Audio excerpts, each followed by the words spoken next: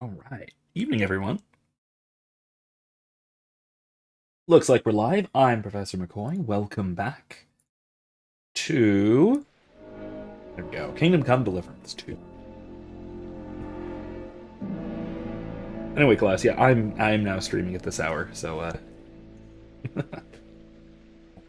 anyway, so we have finally gotten ourselves to the Kuttenberg region late last week. Um but yeah, we'll see if we actually make it to the city of Kuttenberg tonight. I'm assuming we will, but you never know with this game. Let's do it. Let's get into it. Let's get right back into it. A little bit of a late start, for which I apologize, but I'd have dinner. Erica made chili. It was delicious. I think so. Very good. Hey. Henry, I see that face. You cut that out.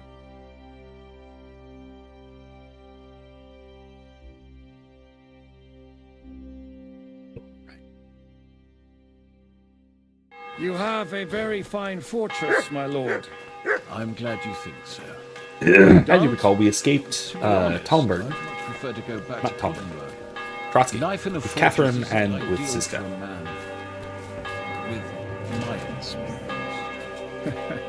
And with your fortune. That gets worryingly smaller every day, Lord Trotslav. Hardly surprising if you're putting up the Margrave here. I'm very hungry. That has gone bad. Oh my. Okay, food. Has gone bad. Has gone bad. Great. Wonderful. Munch. Please give me energy too. Not much. Tiny bit. None.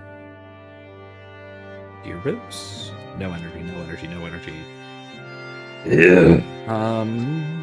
No.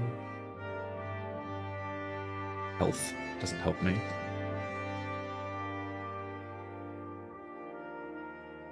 Well, alright then. Fine. Honey it is. Oh, now I'm fat. Dang it. Digestive potion.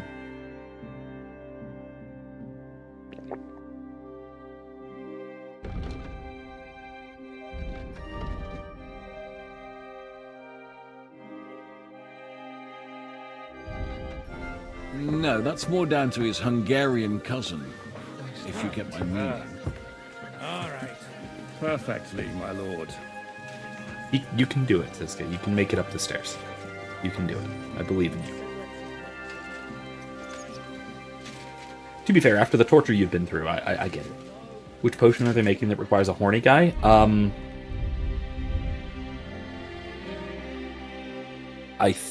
want to say Aqua Vitalis. No, Buck's Blood. Increases stamina. It's gotta be that one.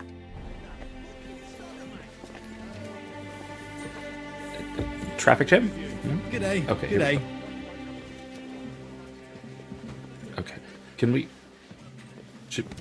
Good doggy. Good boy. Okay, let's just wait for everyone to leave and clear off. Alright, here we go. Now we're good. Actually, also... Oh. Where's my gear?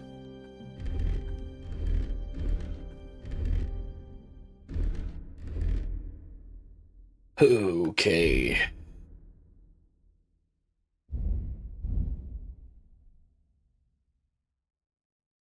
Alright, let's equip everything, shall we?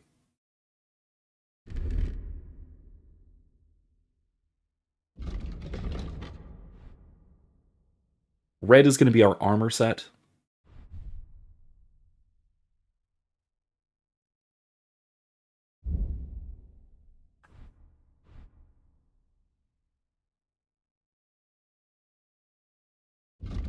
Nice thread, yeah. Collar. Excuse me. Akaton. Brunswick's Brigandine.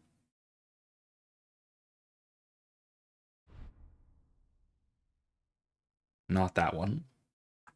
Waffenfrock. Hauberk. Wait, compared to what? What belt do I have? Oh, Knight's belt. Okay, that's what I thought. Okay. Brunswick sleeves, hourglass gauntlets. Brunswick's... Oh.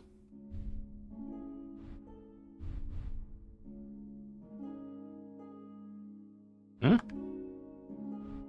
There we go. Okay.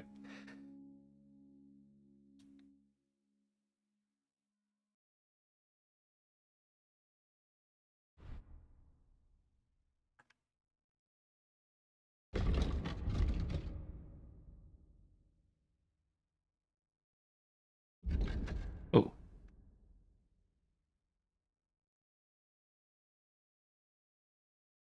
Godwin's ring, yeah. Golden cross with garnets. Very nice.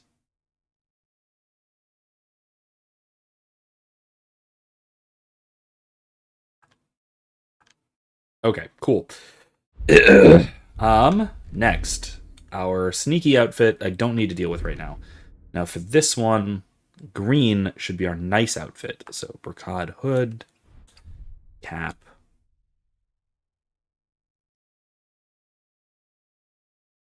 Really? Chaperone is higher? Dang it. Okay, well, fine. Nobleman's hat. Oh, that's much better. Okay, that's swanky. Good evening, Imsips. If you've been watching the news, my hometown is the center of it tonight. They did multiple ice raids all over my city. They're even arresting U.S. citizens. Your hometown is Tel Aviv? I didn't realize that. Wow. Wacky. Cool, though. Anyway. Oops. I am, of course, kidding, but I figured the news of the day was the war with Iran, which is, I think, a bit ironically overshadowing the news that you're talking about, your hometown in Southern California. I figured that's what you meant. Yeah, it is. I would quite frankly say it is a problem, maybe a pretty serious problem that the news that I'm referring to is so dramatically overshadowing 900 conspicuousness. What even is this? Is so dramatically overshadowing the news that you're talking about, the immigration crisis and everything to do with it, and all the ice raids and everything to do with that. I think that is a very serious problem, really. There we go. Okay. I'd like to get rid of the blood, but whatever. It's fine.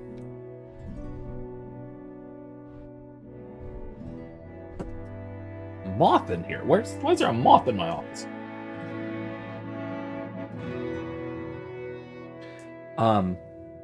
The video making the rounds is a Walmart employee getting taken in broad daylight despite being a U.S. citizen. Yeah, that is that is a real serious concern with a lot of what's been going on. People who aren't taking that seriously are I think ignoring it to their political peril. Wait, no, that one.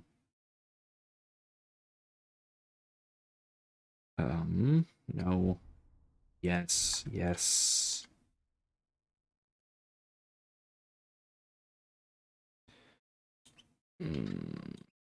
Riding gloves, lower visibility. Yeah. Where's my quiet? Soft shoes. There we go.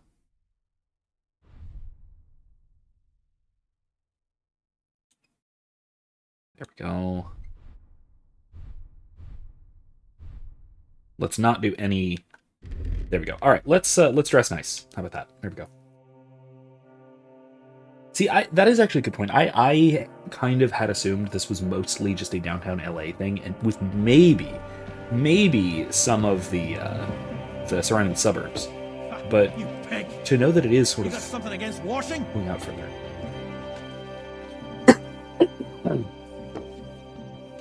Oh yeah, I do need to wash, don't I? Hold on.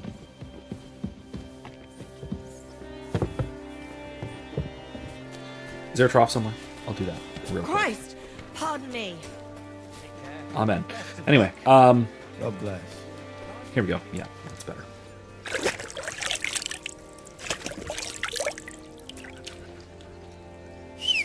Oops, wrong thing. Yeah, Imsip, that is a good point. The fact that they're conducting these raids with assault rifles makes me hate the fact that California isn't an open carry state. Complex issue, but the government coming in to stamp out resistance. This isn't just a downtown LA thing, it's in the suburbs as well. Yeah, that's a serious problem. I mean, well, okay.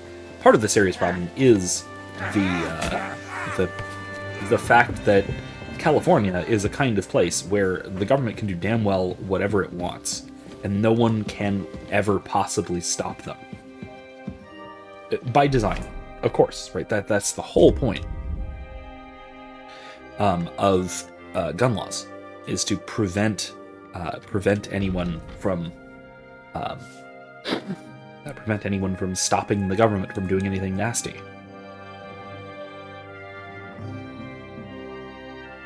Let's put that in first pouch. Let's put that in the second pouch. And let's put...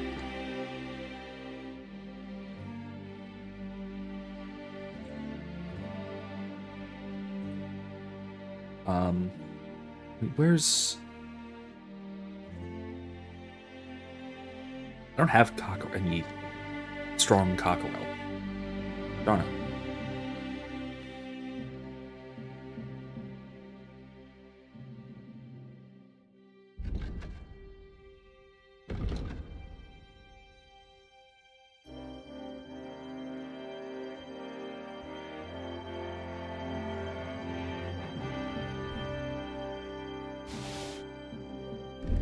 Okay.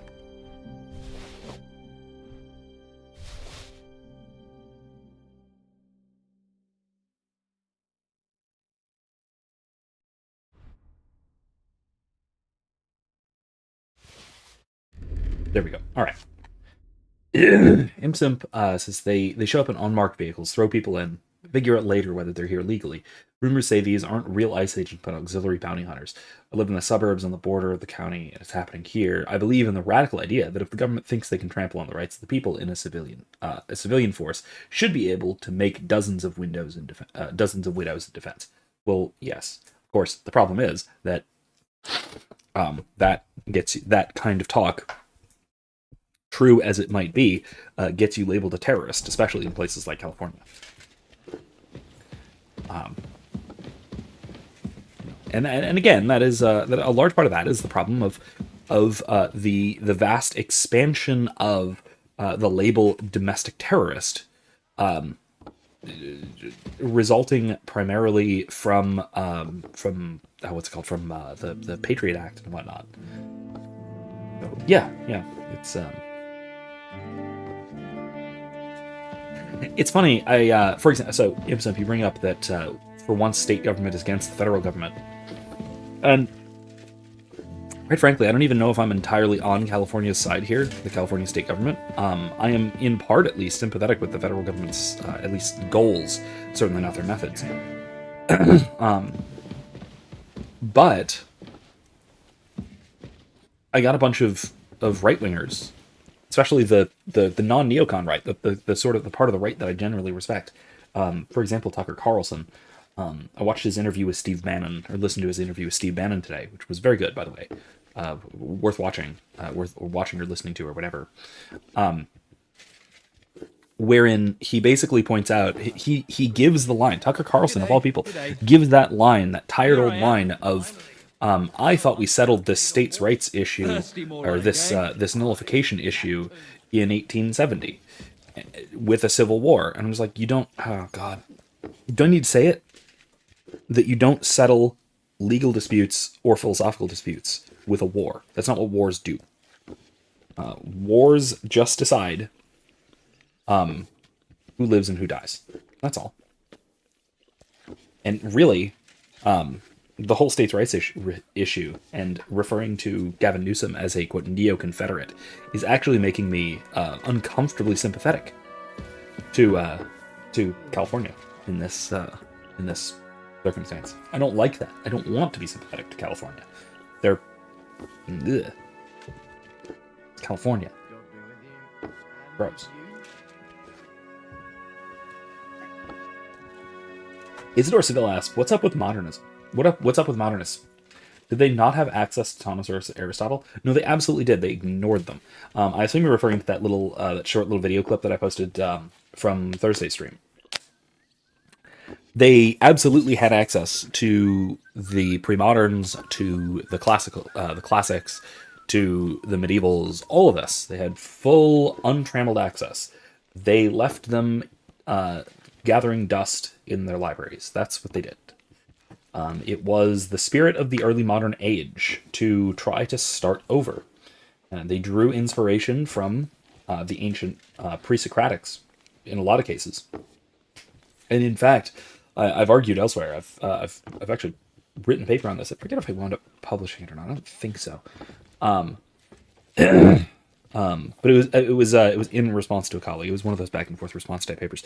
But I basically made the argument that many of the early moderns made a lot of the same, the exact same, like shockingly similar mistakes to the pre-Socratics, because they tried to start over. They tried to start philosophy over, and when you start philosophy over, you make the same mistakes as the last people who started philosophy over from the ground up.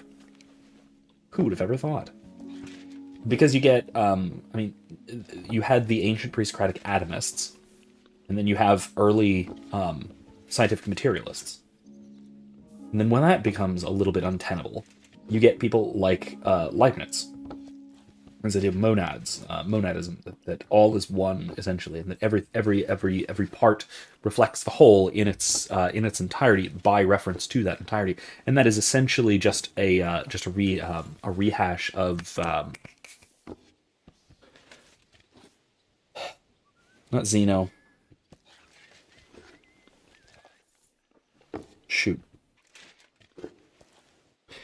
It's been too long since I've deeply studied or taught the pre-Socratics. Shoot, who was it?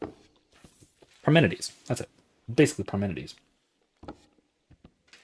And again, I mean, you get this sort of rehash of the ancient errors in the same way that in a lot of cases you have modern Protestants rehashing the errors of the early church and just sort of reinventing ancient heresies like all over the place. Because of course you do. When you don't have when you cut yourself off so strongly from tradition, and that is the entire point of your academic identity, your intellectual tradition is to eschew tradition. Of course you're going to make mistakes. You're going to make obvious mistakes that people long before you had solved. No. Isidore says, I don't get how a modernist can just deny that you can trust the senses, but using their senses. I'm looking into it now, and Aristotle seems inaccessible to me. Inescapable to me. And not inaccessible, right? Inescapable. Yeah, no, you're right. Great book on the subject is Edward Fazer's Aristotle's Revenge. I have not finished it, actually. I ought to at some point. But he basically just goes into how modern philosophy of science, in order for it to be even the least bit coherent, is ultimately going to have to find its way back to an Aristotelian natural philosophy. And it's very slightly gradually doing so. So yeah, I think there's hope. I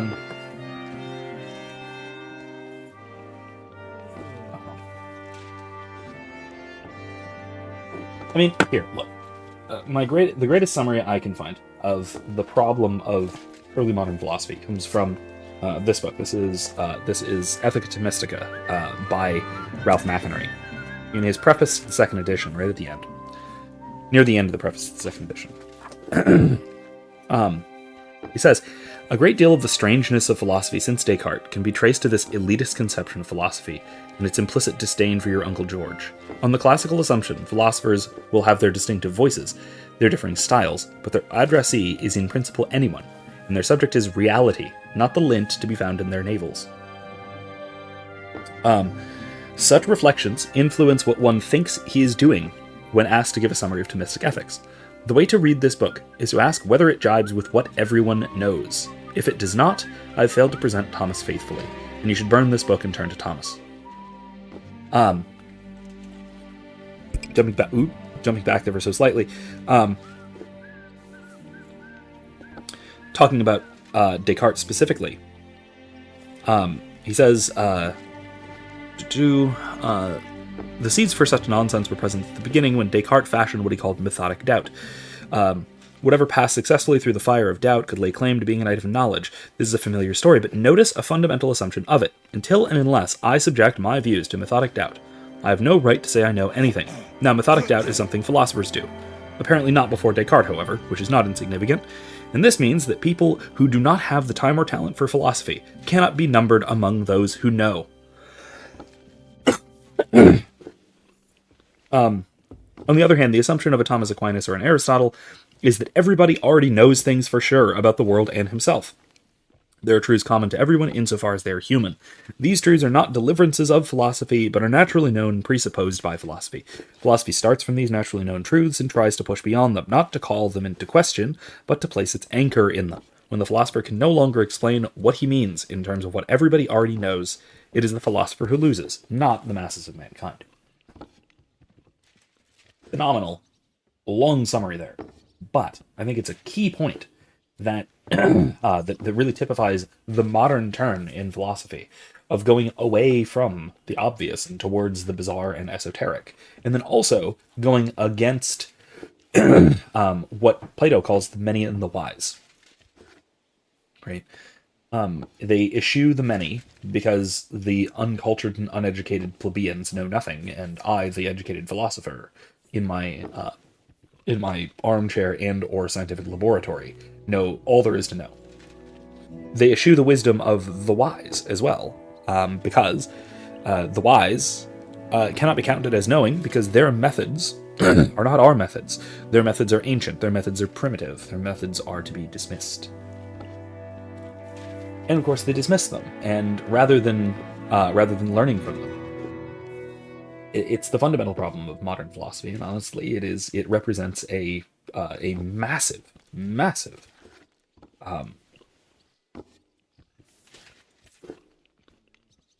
You know that chart, that tongue-in-cheek, largely laughed at chart of the scientific progress increasing, and then the Christian medieval Dark Ages, and it's just this massive trough, and then the Enlightenment okay. Yes, that's true, but it gets the period off by 1,000 years or so. The Dark Ages is more or less the modern period. Any advances we've had in knowledge have largely been accidental to our fundamental methodologies, rather than because of them. Isidore, I will. It's linked below in in the description. Is already my ethics playlist, which is essentially the course that I teach on this book. Phenomenal book. Get it if you can find it. If you can't find it, ask me in Discord. Send you a PDF of it. Legally, of course. Wink. But it's worth picking up. And beyond that, like I said, I have a whole series that is essentially my undergraduate level course on that book. It's my intro to ethics course is basically that. Okay, so hold it. Going back a sec, Imson was talking about the state government's job is to defend the citizens from any federal overreach, and the federal government needs to protect the citizens from the state government's overreach. Maybe the latter part of that was clearly not the intention of the founders. The federal government was to do things on a large enough on a scale sufficiently large that individual state governments could not manage it independently without some manner of coordination. Things like collective self-defense, things like, quite frankly, immigration, because immigration and naturalization is necessarily federal because it's necessarily immigration to the country and naturalization into the collective political community, not naturalization into a particular state, which I kind of wish it were. I really want to keep the Californians out of Florida. No offense, Imp. I'd invite you in, but you're sane, unlike many of your fellow statesmen. Let me put it this way. I would 100% rather an illegal Mexican immigrant be part of my community than a perfectly legal California transplant. All other things equal. Because 9 times out of 10, that illegal from Mexico is Catholic, is going to be a hard worker, is going to be a down-to-earth kind of guy. Whereas the California transplant is not going to know how to drive, is going to vote the wrong way, whereas the immigrant isn't going to be allowed to vote. And that California transplant is going to bring his atrocious West Coast culture to our wonderful, glorious Sunshine State of Florida. They think you guys think you're the Sunshine State. We were here first. Go away. You and your sunsets. To be fair, I live in the sun coast of Florida, which is the west coast, which is sunsets. But whatever. Go away. Shoot. Not you. You can come over and seek refuge in the sane place, but leave the rest of your people over there. Build a wall just on this side of California. Anyway. I mean, yeah, I guess, fine, we're both former Spanish colonies, blah, blah, blah, blah, blah, but so is most of the U.S., so shut up. Who cares? I mean, yeah, fine, Florida was a former Spanish colony, but our culture went a very radically different way from California. Okay, that's not quite true. Florida is an odd cultural amalgam, and honestly, the state that Florida is closest to culturally is, I hate to say this, but it's probably California. We're like red California. Did you do what I asked you to? Yes, sir. Everything's in order. Everything. Really? Everything. You didn't forget anything. I don't think so, sir. I tried my best, sir. Well Tell done. me about it. Drop by tomorrow. This is my There's something third else. extended shift this week. You can go now. Yeah, we're full of Cubans. Cubans are I must based. be going. Good health to you. Thank you, sir. Cubans are anti-communist. They know what's up. Eat whatever takes your fancy, my friends. You look like you've had a hard Oh journey. gosh, excuse me. Ah, the journey wasn't so I'm bad. still shaking the last especially little bit of that compared cold to what from came Thursday. before it. Where are you coming from, anyway? From Trusky. That's Sir Otto von Burgo's domain. What were you doing there, pray tell? Terrorism. We were in a castle cellar, talking to an old acquaintance. My God, how did that happen? Simple. I'm in the service of Lord Sokol of Lamberg, same as Dry Devil. And I had a job to do around Trusky, if you get my meaning. Absolutely. But it wasn't much of a success, was it? Actually, it was pretty much. We even took a castle. Well, more like a small stronghold. And we nearly Still got counts. von Berghoff too. And what prevented you from completing that righteous deed? Markvart von Aulis. I know that name. He's the commander of the Prague militia. Exactly. And they came with him. But why would the Praguers send forces to Trusky? Ah, but they didn't, sir. They weren't sent to Trusky, but here. They just stopped off to visit von Berghoff because he was in a tight situation, and they took him along with them. Here? To my fortress? Christ almighty. Not just here, but everywhere where King Wenceslas still has supporters. And that's also one of the reasons why we're here. We came to warn you. It seems Sigismund's run out of patience. He's going to break the truce and finish off the rebellion while he still has time. So he's convened all his followers in Kuttenberg with von Berghoff and von Orlitz in the lead. It's just a matter of time before the battles begin. We've got to secure the fortress quickly, stock up on supplies, reinforce the guard and drill the troops. But I'm grateful to you, friends. Wait here. I'll have the best wine I have brought to you. Bring that red from Burgundy right away. You might want to save some for Jobst. I'll gladly risk his displeasure for this occasion. It seems we both have the same opinion of Jobst, eh? Well, that is, I wouldn't dream of disrespecting the Margrave. Where do you know him from? I don't really know him as such. We merely know each other due to my original trade. Yes, I've heard of you. They say you used to be, well... Yes, a bandit. It's no secret, sir. King Wenceslas even put a price on my head once. And Catherine here, she... I'm sure that's of no interest to the noble gentleman. And anyway, if anyone knows Jobst well, it's Henry here. You two are quite on friendly terms, aren't you? I mean, we did only meet once, to be fair. Imsimp asks, what would Floridians think of conservative Californians moving there? You'd have to be vetted very carefully to keep out the California, and you basically just have to renounce your Californian citizenship, like actually get a Florida license plate, like really. Because as soon as I see anyone driving with a California license plate, I know to run them off the road. It's the only appropriate thing to do. Well, we only met once, in fact, when he came to see Lord Hanush in Rattay. Anyway, we're straying a little from the point. As I said, one of the reasons we came here is to warn you. And the other reason goes by the name of Hinek, the Dry Devil. Where is he? Well, he was here for a while, at my invitation. Was here? So he's gone? Where did he go? I couldn't say. He didn't part quite on the best of terms. That's quite normal for him. Don't take it to heart, sir. I had no issue with him. It's more about Margrave Jobst. When he met Hinek, he was somewhat disturbed.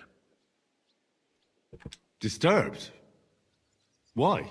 Well, let's say, after an exchange of opinions, they agreed it would be best if they saw as little of each other as possible. I'm sure if you're interested That's really in the vague, details, but okay. the Margrave will explain it to you himself. I'd be very surprised. What was Dry Devil doing here, anyway? Waging war, if you can call it that. He ambushed 3 of Sigismund's supply caravans and me a again. troop of Cumans in these parts alone. It made me a little nervous. Humans again. If anyone found out he was hiding out here, in the end, it was Jobst himself who sorted it out. He told Hinek he had to stop because he was interfering with his plans. Why is Jobst taking such risks? He almost put himself in Sigismund's reach. What for? To do what he's been doing all his life. Scheming. One could put it that way. He's seeking allies amongst the undecided lords, and winning over to our side some of the ones who've sided with Sigismund so far. He wants to make deals with turncoats? Alas, that's the Beggars way can't be it choosers, I goes in suppose. politics. The majority lean towards the side where they expect the least problems. Just between us, I'm not too pleased myself about Jobst's strategy, and I'm the last one who'd wish for violence. I mean, that is sort of how it works, right? That you have hardcore idealists on either side who are not going to change, not going to switch sides regardless of what happens. But then a lot of the lords are really just concerned about their own particular holdings, their own particular people, their own particular position. And they're not going to risk that taking a really strong stance on one side or the other. So really it makes perfect sense, and it's totally reasonable for most of these lords to just sort of go whichever the way the wind is blowing. And so a lot of the political victory comes from making it look like your side is winning, and so then your side will be winning. Which, quite frankly, is also something that that we see even in electoral politics, like American electoral politics. There's a lot of people in the political center who really just want to vote for the winner. They just want to be on the winning side. Now, a lot of this is subconsciously, right? A lot of this is sort of a psychological effect, but it's borne out in a lot of surveys and studies. On the other hand, an overwhelming appearance of victory, like overwhelming poll numbers, can also demoralize the base in a weird way. Right? The base can get complacent. Because if you know if your candidate is obviously going to win, you might not bother going out to actually vote. And so the numbers can drip down.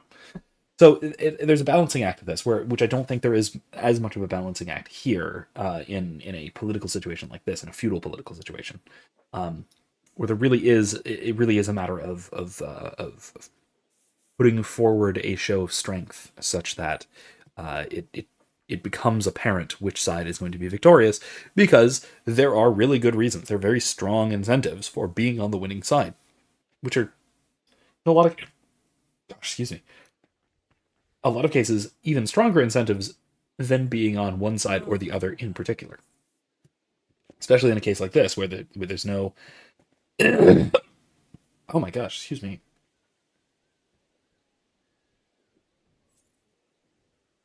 There's no exceptionally clear better candidate.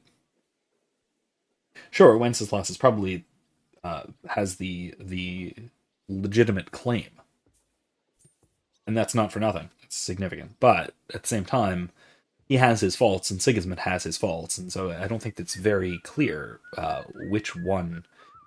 Gosh, excuse me again. Which one would definitely wind up being the better king? What do you think about all of this, sir? Sigismund, Wenceslas, Jobst? What kind of question is that? Do you doubt my loyalty to our king? No, that's not how I meant it. Henry here sometimes forgets to weigh his words, sir. That's all right. To be frank, we all know that King Wenceslas isn't the great man his father Charles was. But that is the way of the world. History is full of kings who didn't know how to wear the crown. The blood running in their veins is more important than what's in their heads. He's not a capable ruler. What of it? In my opinion, kingship is above all a guarantee of divine peace. A sovereign's greatest asset is his legitimacy. But what if the sovereign is truly bad? If he's mad, say? I'll put it this way. Nobody lives forever, lad. Least of all bad kings. Isn't that right, sir? So, what about us? What do we do now? The Margrave will certainly want to talk to you, but the earliest he'll be back at the fortress will be tomorrow. I hope until then, you won't refuse my offer of a bed for the night. Just an offer. So you'd let us leave if we wanted to? Well, the Margrave did ask me to look after you until he returns, for the sake of security. Whose security? Good question. Yours, I expect. So be it. I couldn't take another step anyway. Sir, there's still one more thing we came for. Lord von Bergov is holding my lord, Sir Hans Capon of Perkstein, hostage. And we also have to warn Jobst's ally, John of Liechtenstein. Do you know anything about those two? Sorry, I don't. I didn't even know von Bergau had come here until you told me. And I've heard nothing about Lord Liechtenstein. Which is actually good news. If he'd been caught and executed, the word would be all over the region. So there's a strong hope he's alive. Imson Basso, I wonder where the saying, to be frank, comes from. Were the French known for being honest or speaking plainly? If I had to hazard a wild guess, and I do not actually know the etymology, wild guess is because it's an English phrase, specifically an English phrase, that it's in contrast, that maybe it has to do with a contrast with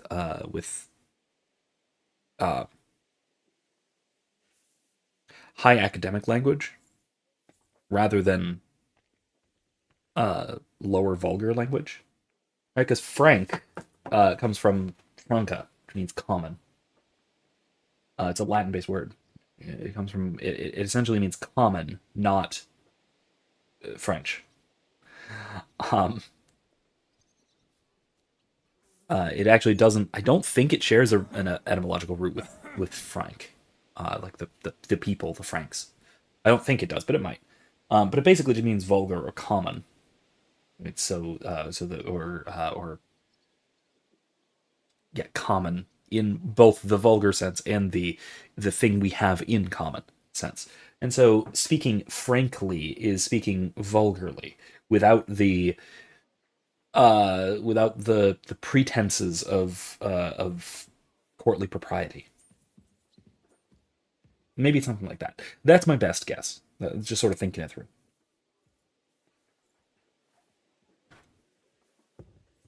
Thank you for the warm welcome, Lord Pisek. It's the least I could do, lad. My fortress is open to all the king's supporters, even if that does make it a bit crammed. I suppose I ought to get to bed. Where can I sleep, sir? I had some chambers prepared for all of you. Yours is right here in the palace. Cross that corridor and go up the stairs. You can't miss it. There's a garland above the door. But first, eat your fill, all of you. And maybe you'd like to bathe before going to bed. I told my servant Susanna to prepare baths for you. The baths are in the little house in the courtyard, right next to the well. That is a very, very good idea. Am I hungry again? I could eat a little.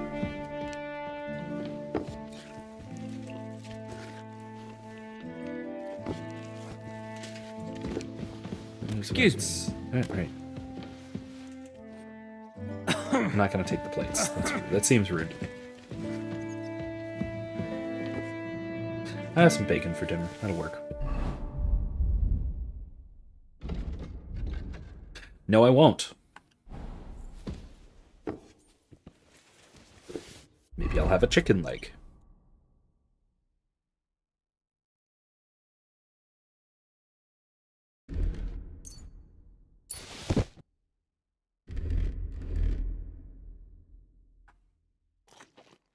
That's better.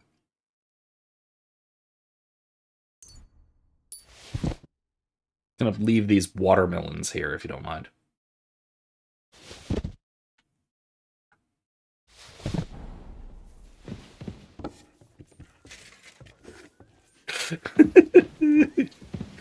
Oh god. All right, yeah, let's go have a bath like you recommended. That's not a bad idea. All right, little house by the well. Like over here. Whole Yeah. thing. He had his whole life in front of fight. him. And fine. next thing you know, he's being buried.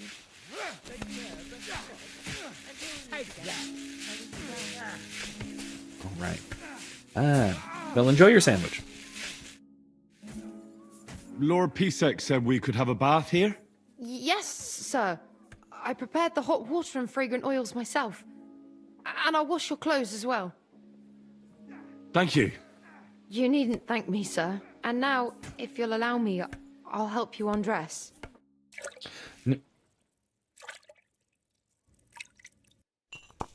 Not necessary, but thank you.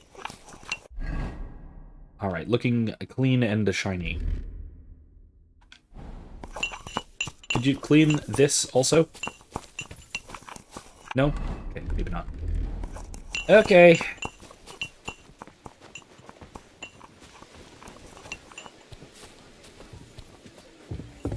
I'm sorry.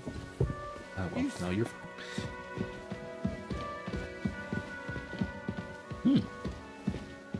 Oh, yeah, hold on. I wanted to comment a little bit on the decoration. Oh, all plain whitewashed walls. Interesting. But in the dining room here, check this out. So, first of all, door frame. Thick castle walls. The door does not fit the door frame. That is... Look. That is a fascinating little touch. that I don't know that I've seen. But I think is a really cool thing. I would think that it would actually help with like, not, what's the opposite of ventilation? Insulation, I guess. But yeah, the other cool thing, a couple of other cool things. First of all, windows. Big, open, basically like bay windows. They're bay windows because they have to be inset into these thick castle walls. But they're large windows, and you'll notice that they're large windows looking into the interior bailey. Whereas if you go the other side, this is a tiny little arrow loop, and it looks out. Out into the outside of the castle, right?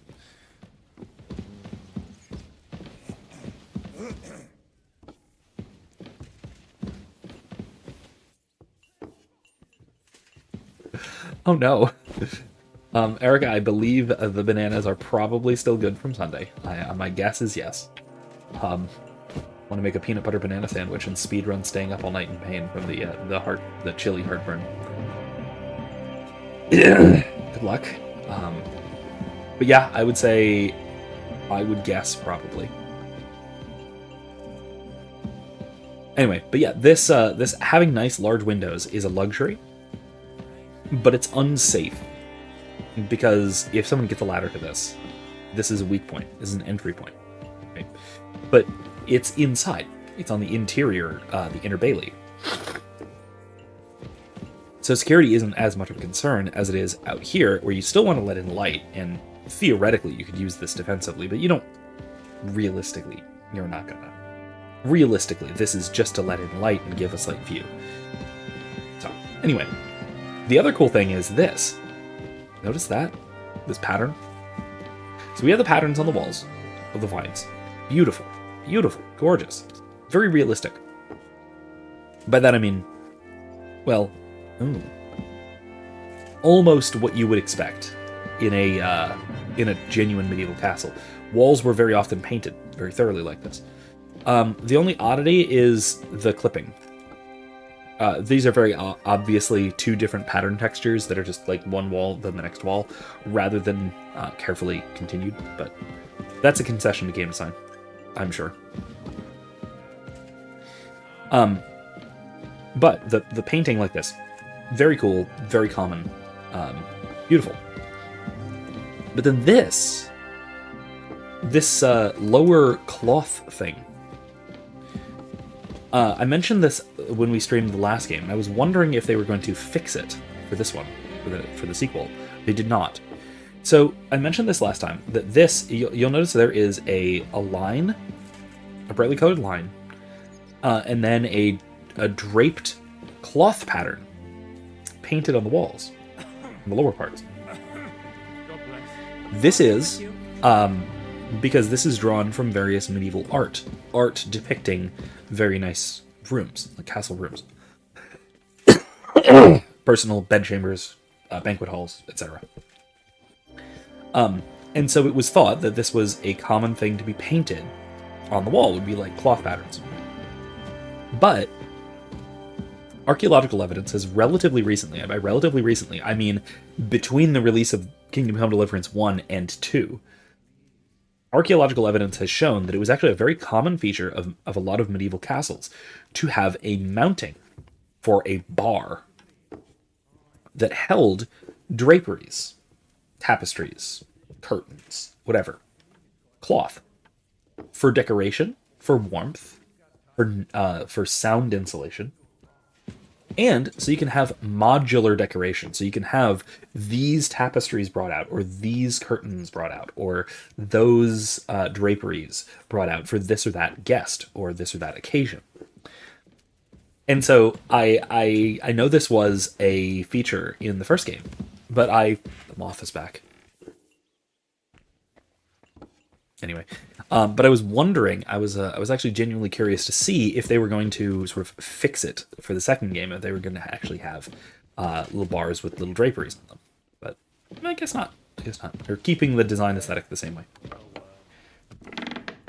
Or just didn't fully become aware of the problem, if you can call it one.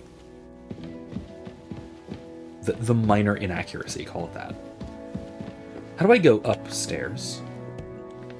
I have to go upstairs to my room? Through here? No. There's another completely different nice bedchamber.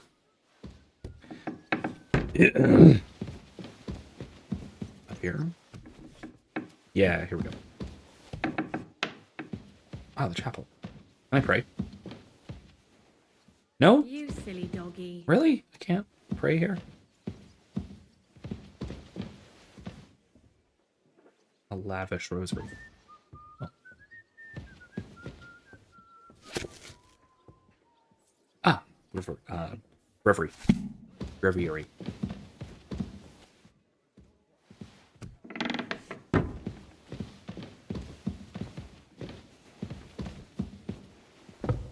Okay, up we go. Ah, yes, the room with the wreath is mine. Let's see what's in here. Another room. Okay. Yes, bedchambers. I assume this is for Ziska and presumably Catherine. It seems inappropriate that they share a room, but whatever. Whatever. Ah, okay. So by contrast, we have a relatively big window here, but you'll notice its defensive position. One, it's above the moat. And with the shutter, it's more or less fine. You're not going to get arrows through here. But yeah, first of all, this is above a moat. You're not going to get ladders to this. There's no way. So you don't have to worry about people getting in through this window. Second of all, we can afford the additional luxury of this glorious view and letting in all this extra light in what would otherwise be a relatively dark room. And you see this, again, contrasted with this, right? This is a little garderobe, which you can see out of here. I wonder if I can shoot through it. I wonder if I can shoot out the pooper. Can I? I'm very curious. No. I can't. Aha.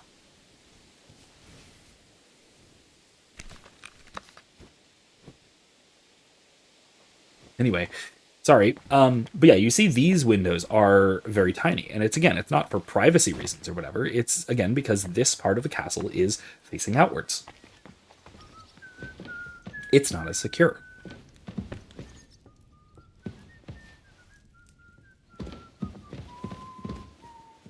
What's this? The Maiden's War and about its end. Oh, yeah, this is the story of... this is basically... what's that story from? It's an Athenian play.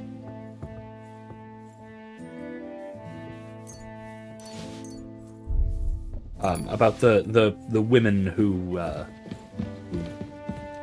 it's based off of that play, where the women who look at my chest, the women who basically manipulate the men of Athens into not going to war, basically through, among other things, withholding sex. Nice chair with nice pillows and cushions and things.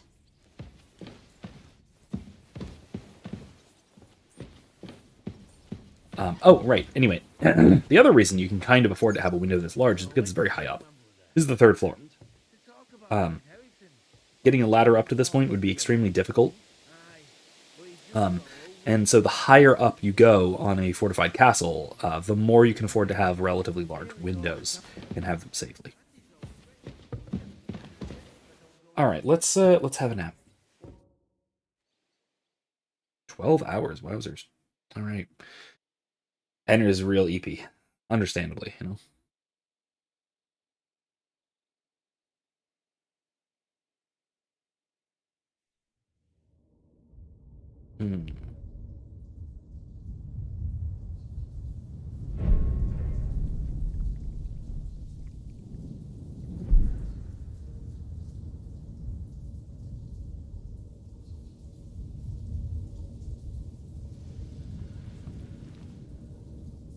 So you got your revenge?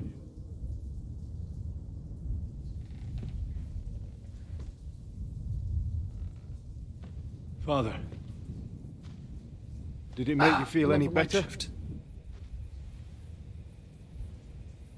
It did. So what comes next?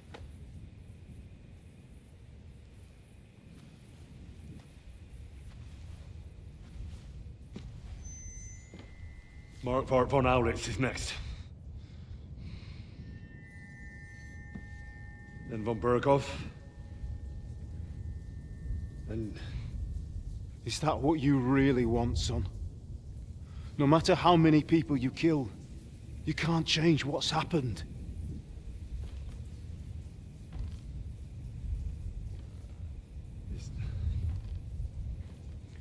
It's what I want. Are you sure, Henry?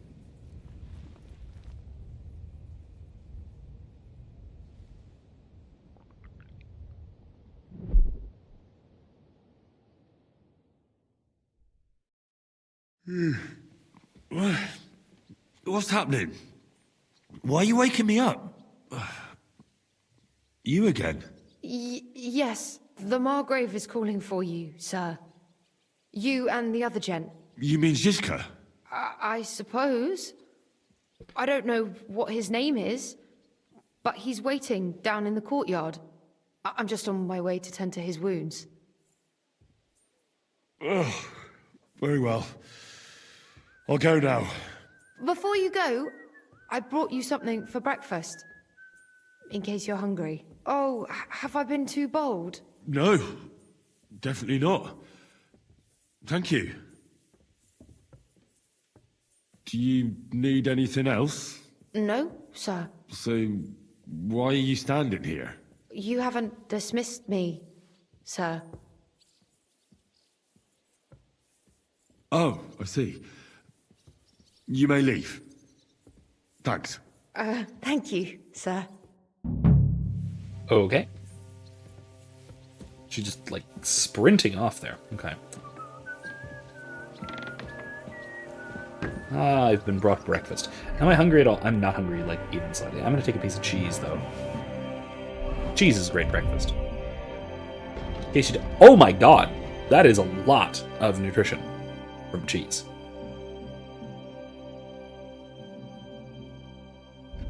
Very filling. Okay, well, I'll hang on to it, I guess. Good morning. Oh, right, I should get dressed.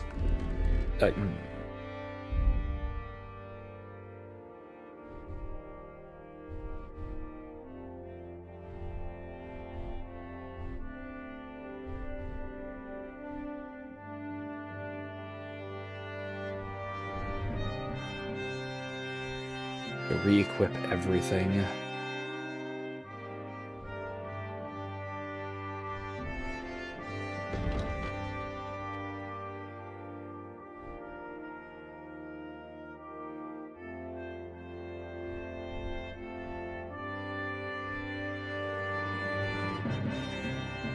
Okay, that'll work. Alright, no weapons.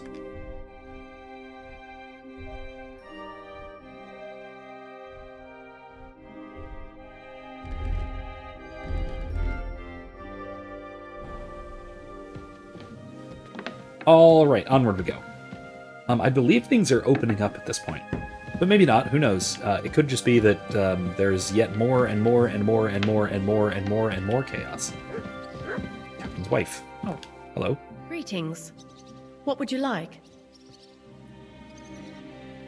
How are you, dear good wife? All the better for being greeted so respectfully. But I hope my husband didn't hear you. Oh? He's terribly jealous and he could have you whipped. He's the captain here, you know. Best I should leave then. God be with you. Best I should leave then. Hello there. No, not very talkative. All right, that's fine. I went to see my brother. And? To talk about the inheritance. But your father's still alive, isn't he? Aye, but he drills all over himself. Wow, the guard he gets post. this feeling that his The time guard is quarters, I nearly guess. Does he get it often? up. Nearly all the time. And he's always threatening to leave everything to the church. All right. Actually, wait. Let me see. Are there machicolations here? No, there's full windows? Let me tell you, Wow. I'd rather die poor but young than to go through that. Farewell. Take care. Best of luck to you. God be with you. God be with you. Ah, down to the gate and everything. Nice, nice. I'm sorry. And here we have a nice arrow loop. God be with you, my friend. And with your spirit. I'm almost a little bit surprised and disappointed not to find machicolations here. But I guess most of this tower does not face outwards. Not really. So, not the end of the world. Unless there's a further defensive battlement up higher, but I don't see anything. Pardon me, mutt.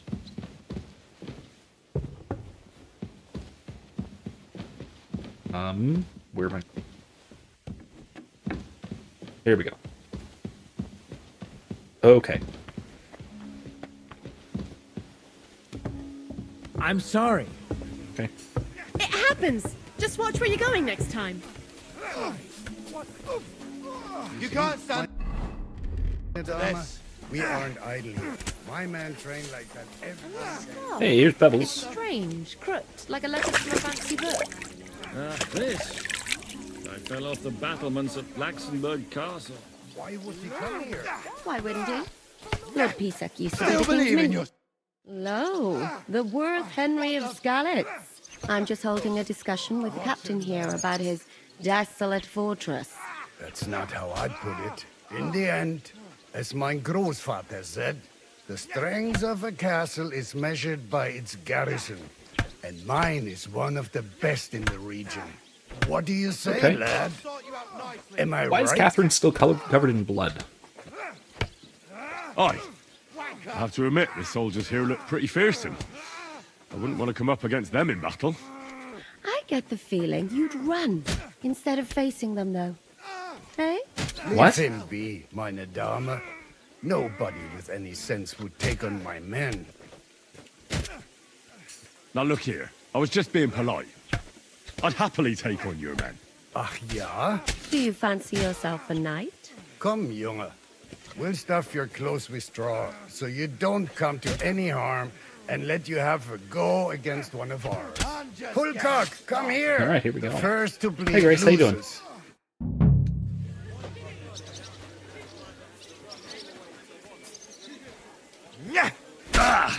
Ow.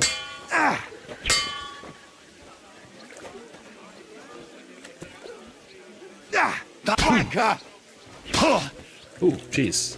Yeah, ow. And with you. Yeah, that didn't go too well.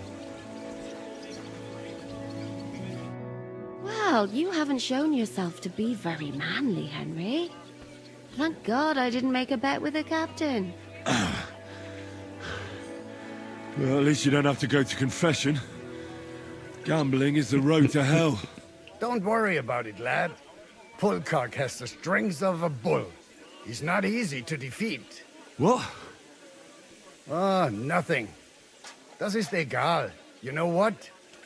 Take this shield to help you get over your defeat. At least you'll have thanks. something to hide behind. If you get into another fight, God forbid. I better go and find Zizka. The Margrave is expecting us. I saw Zhishka next to the stables. There was some girl hanging around him. Do you want to come with us to see Jobst? Not really. I'll go and pack my things instead. I have a feeling we'll have to leave soon. Why? A woman's intuition. Interesting. Okay. Careful. It's also, like I said, a bit troubling that she is so very covered in blood. What is it, Mike? What's wrong?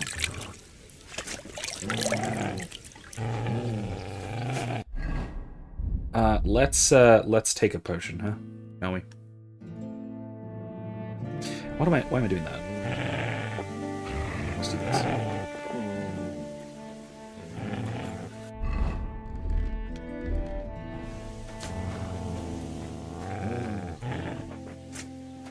Wonder if I can do the fight again. I bet I can.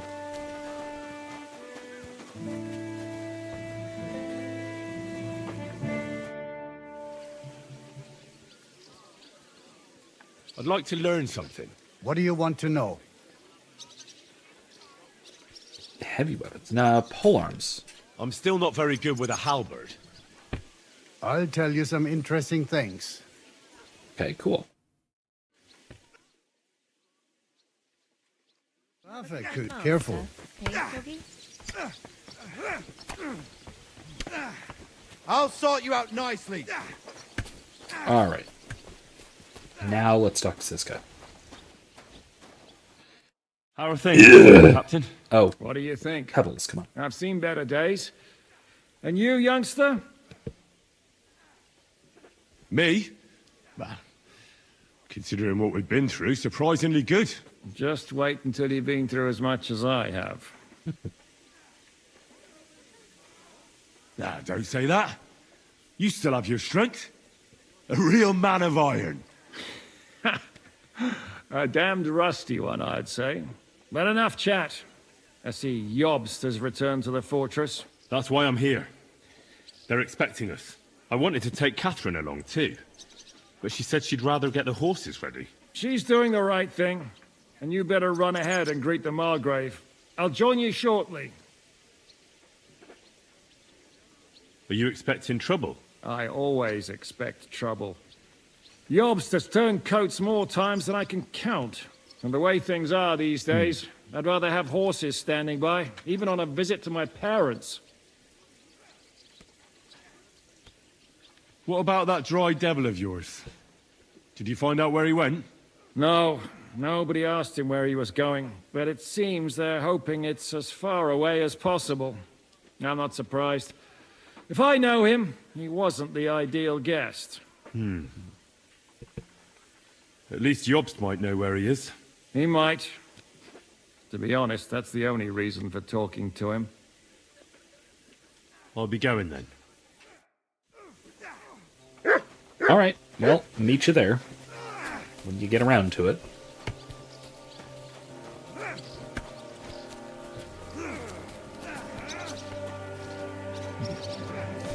There is an alchemy lab, however. Oh, and I don't have a dagger equipped, do I?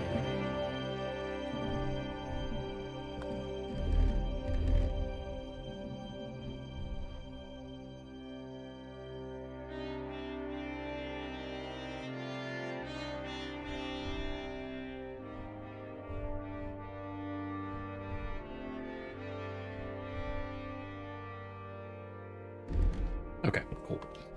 Moving along. Oh, I should probably also equip a... where's my torch? There. Just in case.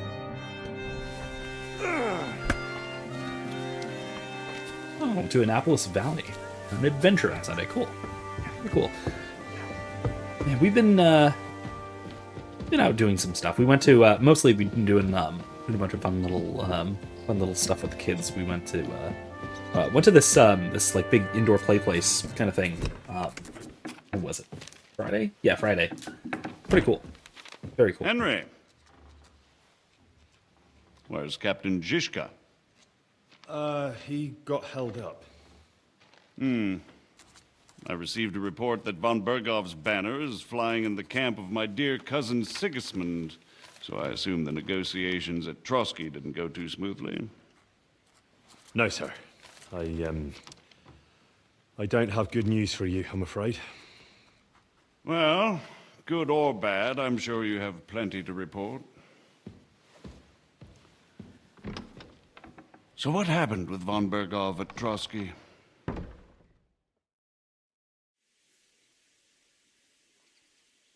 Bergov had no interest in our message. By the time we finally arrived at Trotsky, he'd already long since made a deal with Sigismund. But of course, he didn't tell Sir Hans and me anything. And on top of that, he used us to do his dirty work. Everything went to hell in the end, and we ended up in a dungeon. Or at least I did. They took Lord Capon away. In fact, that's why we're here. We were following von Bergov's trail. So I've heard. But I'd be interested to know the details. It's been some time since our meeting in Ratai, and now you appear here by the side of a quite unexpected guest. An unexpected guess. Yes, of course, I've heard of Zhishka before. And of his unconventional ways of supporting our king. But I don't know where you know him from. We met outside Trotsky, in rather complicated circumstances. We crossed swords. I can only thank God we didn't kill each other. And who was giving Zhishka orders? Do you know? I think it's some Jan Sokol of Lamberg. That would make sense. He was always quite pig-headed. Forgive me, my lord, but how is it possible you don't know? Aren't you all on the same side? Bear in mind that my dear cousin, His Majesty King Wenceslas, has many supporters, and each of them has their own ideas about how to defend him. So it's disorganized.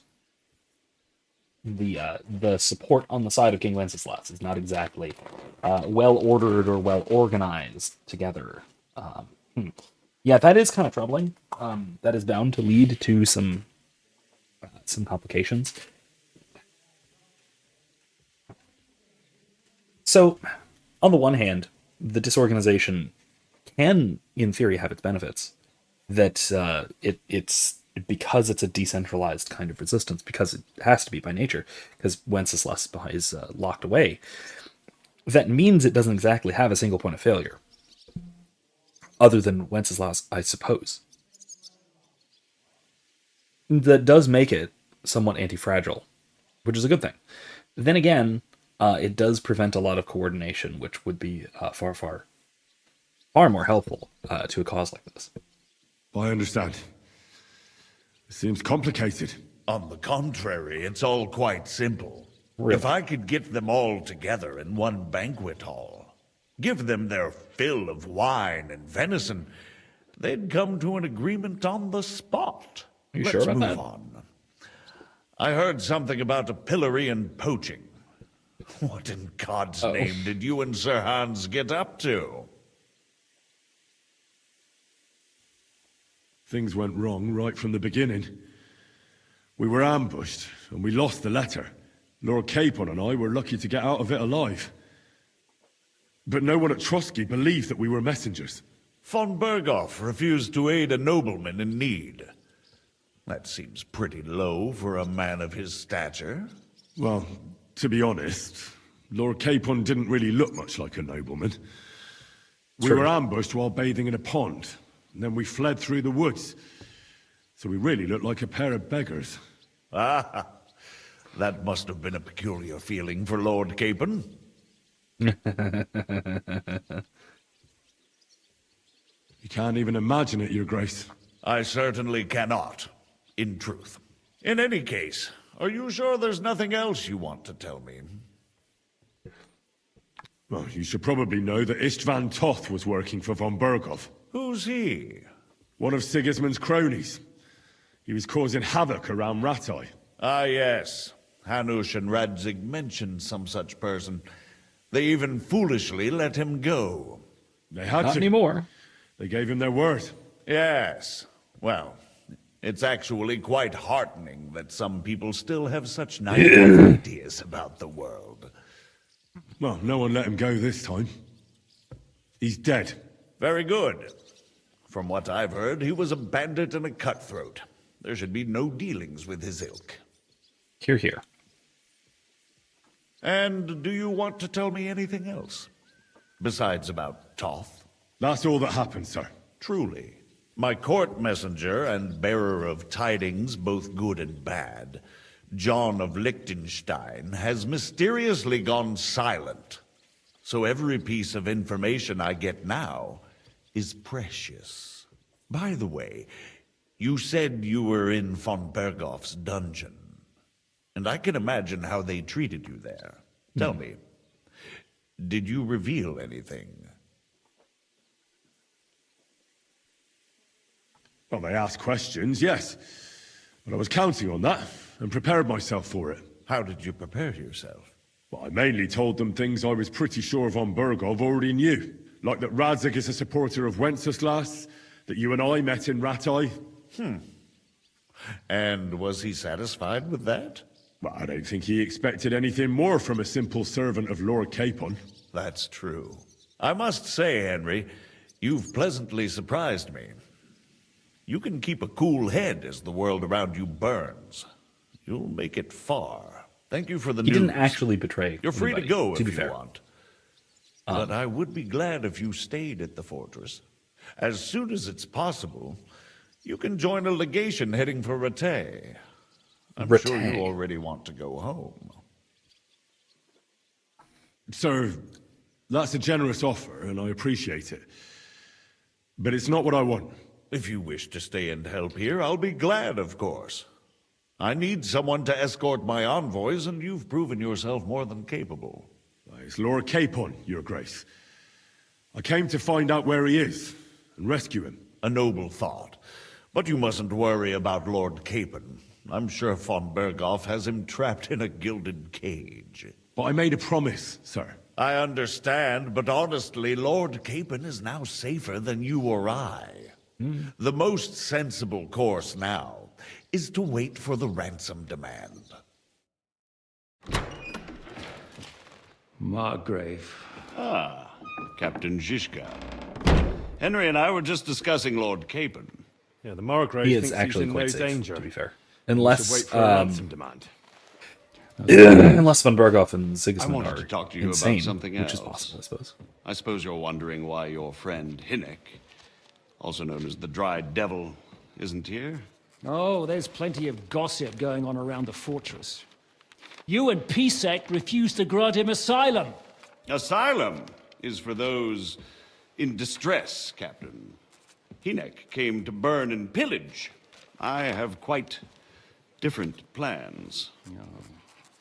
And what might those be, Margrave? Sitting and talking while King Wenceslas rots in a dungeon. What would I expect? Not so long ago, you were conspiring with Sigismund against Prokop, your own brother. It would be futile trying to explain to you the intricacies of the Luxembourg's dynastic politics. Let me just explain that that was what was called for in the situation.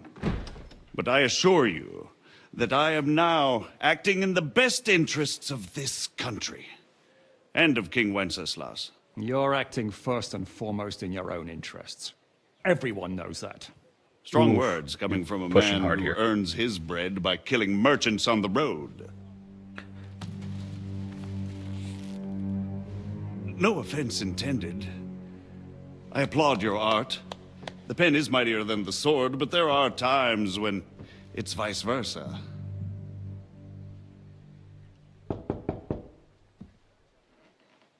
Enter! We're ready to leave now, sir. Good. It's high time. I expect the captain was about to leave anyway. Are you not?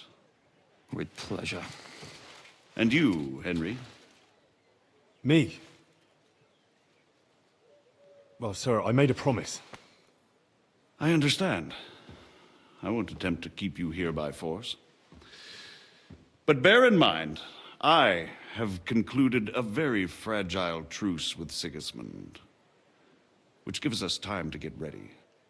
And if anyone should disrupt my plans with headstrong acts of violence, there will be consequences. Grave consequences. I consider this matter closed. Farewell and good luck. I mean, he's very high-placed, and so he has the attitude of a very high-placed noble. Which is not a great attitude. Yopes didn't make a great impression on you. Are we leaving? Yeah. But at the same time, I don't think Henry's that going with us. Wait, you'll help me find Capon? that Zizek's, But we'll need people for that. And information. his antagonism was all that necessary either. I don't think it was going to be all that helpful. Catherine, I've got a job for you. Yes? Go to Kuttenberg. Find out what happened to Liechtenstein. If anyone knows what's going on in this godforsaken country, it'll be him. In the meantime, we'll go and find Dry Devil and his band. Good luck. I'd go all the way to Rome to spy if it kept me away from the devil. Let's go! Maybe I should put my armor on if we're going adventuring.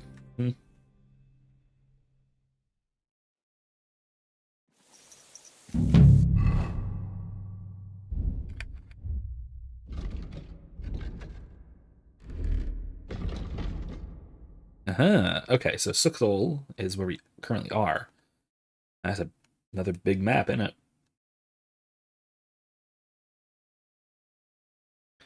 With a nice little town, too. Stay close.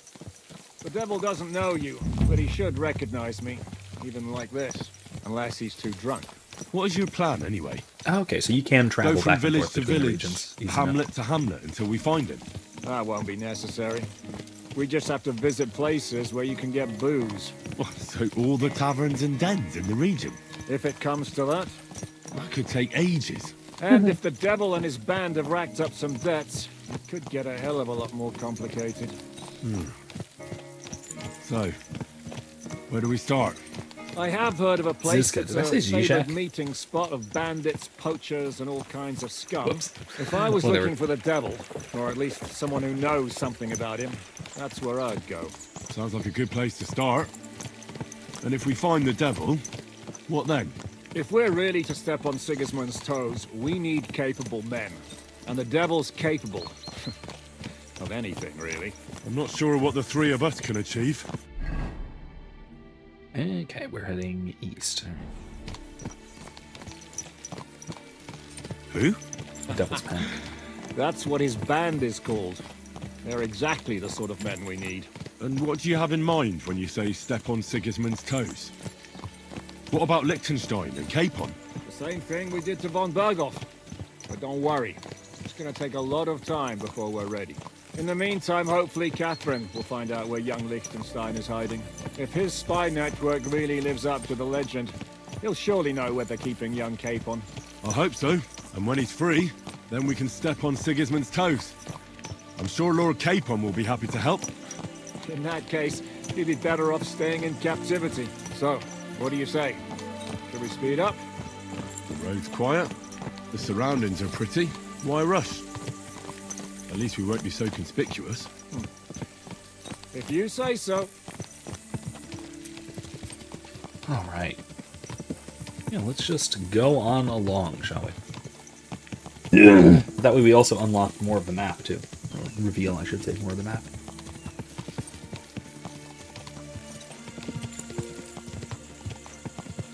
In any case, the other news item. So, I mean, the news item that I brought up when Imsif brought up California, I brought up Iran. And, well, Israel's war with Iran and us getting sort of dragged into it. A couple of interesting things about this. So,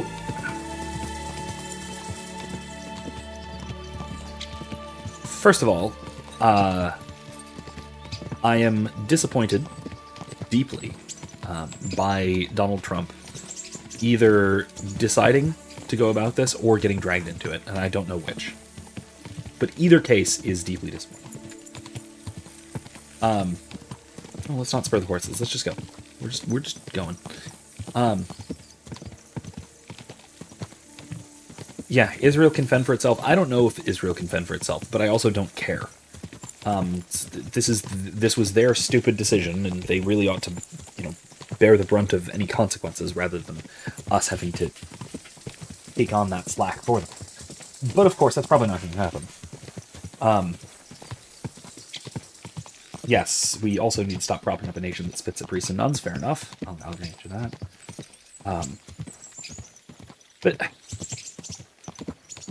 But of course, this has been in the works for decades, for literally my entire life. I was born, I believe, shortly after the first time Bibi Netanyahu went before, I believe it was the UN, whinging about Iran being, 1 to 3 years away from them getting a nuclear weapon. That was literally the year I was born. So, wow, come on, really? And still to this day, like an interview with Netanyahu from like yesterday or something, day before yesterday, very recent, this week since the invasion, said that without this first strike, Iran would have been able to get a nuclear weapon within 12 to 18 months. So in exactly the same time frame that he said 34 years ago.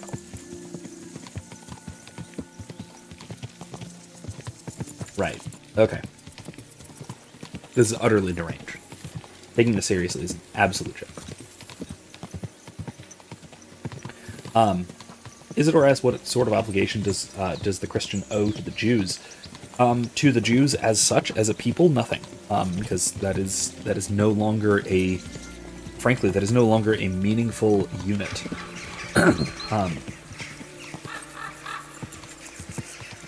A meaningful secondary substance, if you will. Rather, what a good Christian owes to Jews in particular is the same we owe to any other person or persons. We owe them love and charity, and we owe them sharing the good news of the gospel, but nothing as Jews per se.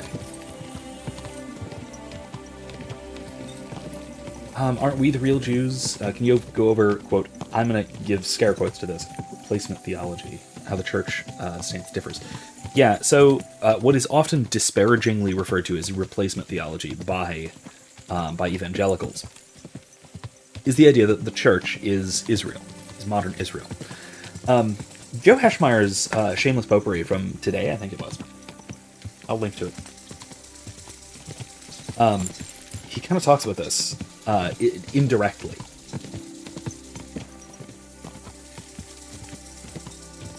Let me write this down. Because he points out that the Jews at the time of the New Covenant, at the time of the New Testament, when St. Paul was writing in particular, were basically given the choice to remain in the covenant or to abandon it. That's how we should be thinking of this, not are they going to stay in the old covenant or pick up the new covenant. Because remember, God's covenant with Moses, the Mosaic covenant, it's not like it was supplemented or even replaced. It was fulfilled in Christ. And so the new covenant was brought out of the old. And so to reject the new covenant is ultimately to reject the old covenant. And so modern Jews, that is to say Jews after the time of Christ, those who reject the gospel, essentially reject God in an important sense. And so God's people are those with whom he makes a covenant. With the coming of Christ, God extends that covenant to all people, but only those people who accept it. And so the church becomes the new chosen people of God, that is to say, the new Israel, in a sense. Now, evangelicals disparage this as what's called replacement theology, which is not what it's called. That is a sort of slanderous name for it. But evangelicals call it this because evangelicals hold that the Jews, modern Jews, that is to say, remain, not even modern Jews, but the Semitic people, the descendants of Abraham. Sorry, not true. The descendants of Jacob, not of Esau, technically, are God's chosen people in a unique and special way, independent from God's covenant and independent from the church. And some evangelicals will even take the more extreme position as to say that God's covenant with Israel, that is to say, the descendants of Jacob, is still in effect, even though the new covenant has fulfilled it and supplanted it, that Christianity, the church is the correct way of coming to God, that the old covenant is still there and still available, and so the Jews can achieve salvation by their in the old covenant manner. That is an absurd heresy, and it's one of the earliest heresies condemned in the New Testament itself. It was condemned at the Council of Jerusalem. So no, you can't really take that position coherently.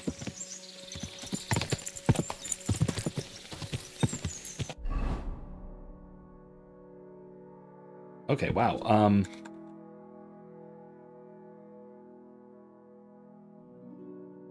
We missed a bunch of quests. Oh gosh, I'm gonna have to go back and pick up all of these quests. Quest tipster. New side quest.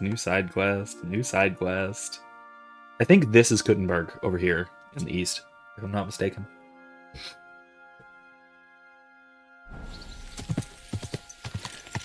But anyway, as for the precise, specific political situation, the situation of war with Iran, specifically Trump's relationship with Israel, and how and Trump's role in Israel's attack, it's disputed. There are some who say, credibly, that Trump had no idea that this was going to happen, that he was advising Netanyahu against making this attack, and that Israel basically forced his hand. They just did it anyway, and so because Trump's ego is too big, he can't just outright say that, well, Israel just did this against his permission, and he got played. He cannot admit to that because it's Donald Trump, and his ego is massive. The devil's dead. Excellent. The alternative, though, and there are others who say this, others being specifically Bibi Netanyahu, his claim is that Trump, first of all, knew all along. Oh, I need to put away some stuff on the horse. Hold on a second. Trump knew all along that this was going to happen. He approved of it.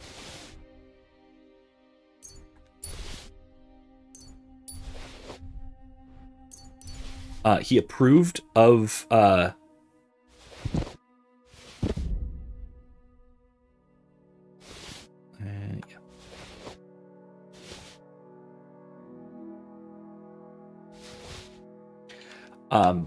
but that the reason that he wasn't upfront about it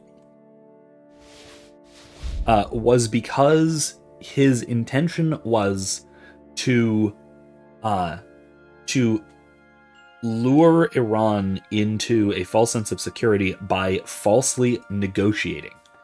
Basically, Netanyahu accused Donald Trump of entering into bad faith negotiations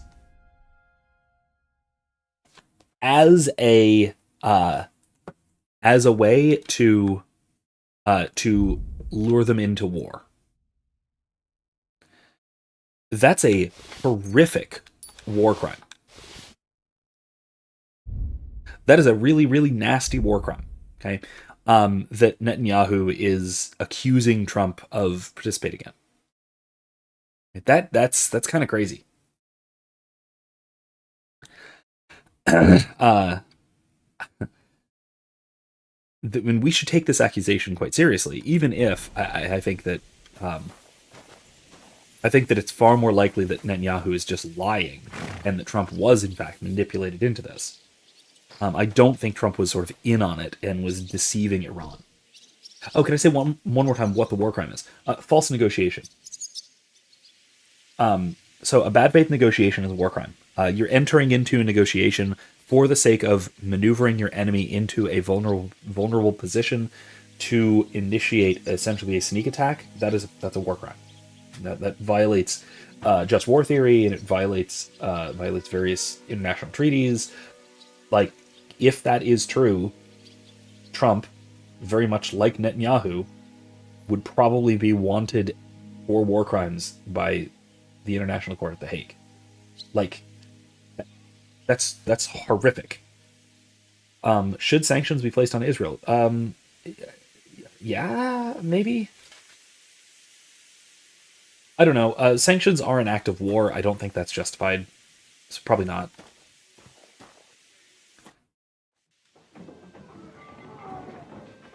I don't think this justifies the U.S. going to war, either on behalf of or against Israel. So. Oh, no. Trump is not committing war crimes. I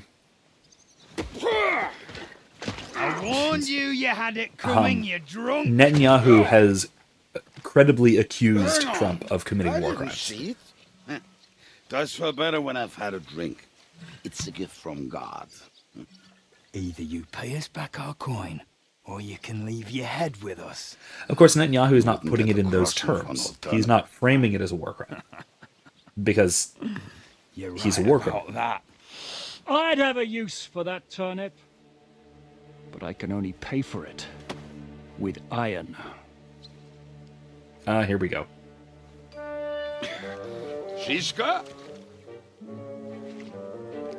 You turn on your I wheel and get going. kind of love this guy. You value your life. You might have noticed there's more of us than you. That can be fixed. That's a weenie little arming sword to be holding like that.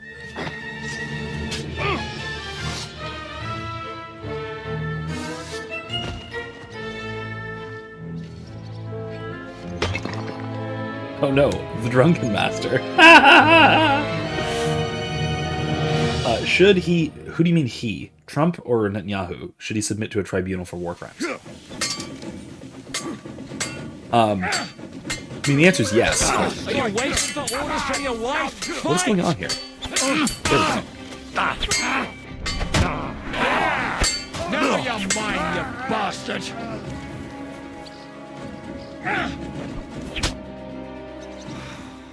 Do Okay, I have to Siska, pull you careful. out of trouble again? I see you're still a drunkard. Netanyahu, yes. It's good Yeah, of to course see you you should. too, Shishka. What happened to...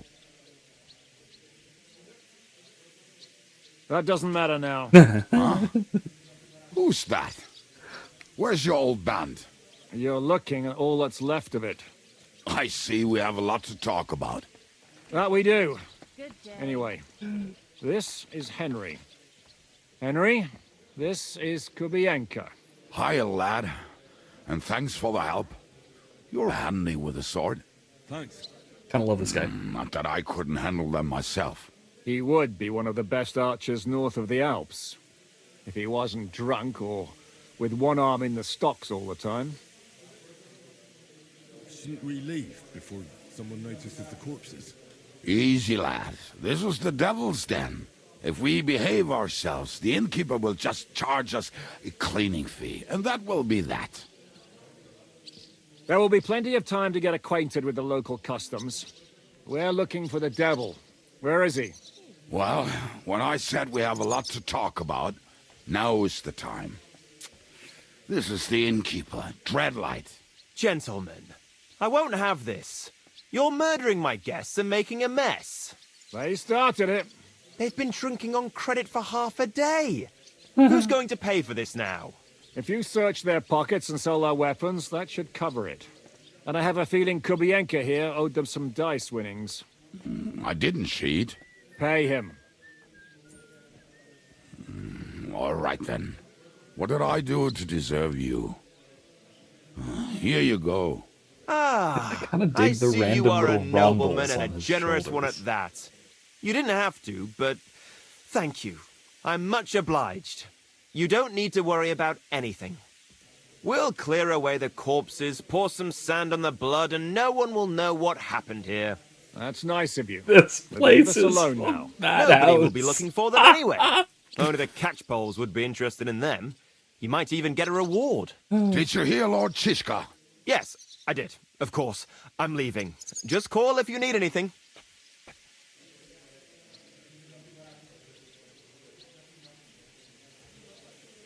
Who's this devil fella of yours, anyway? He's an angry, dangerous murderer.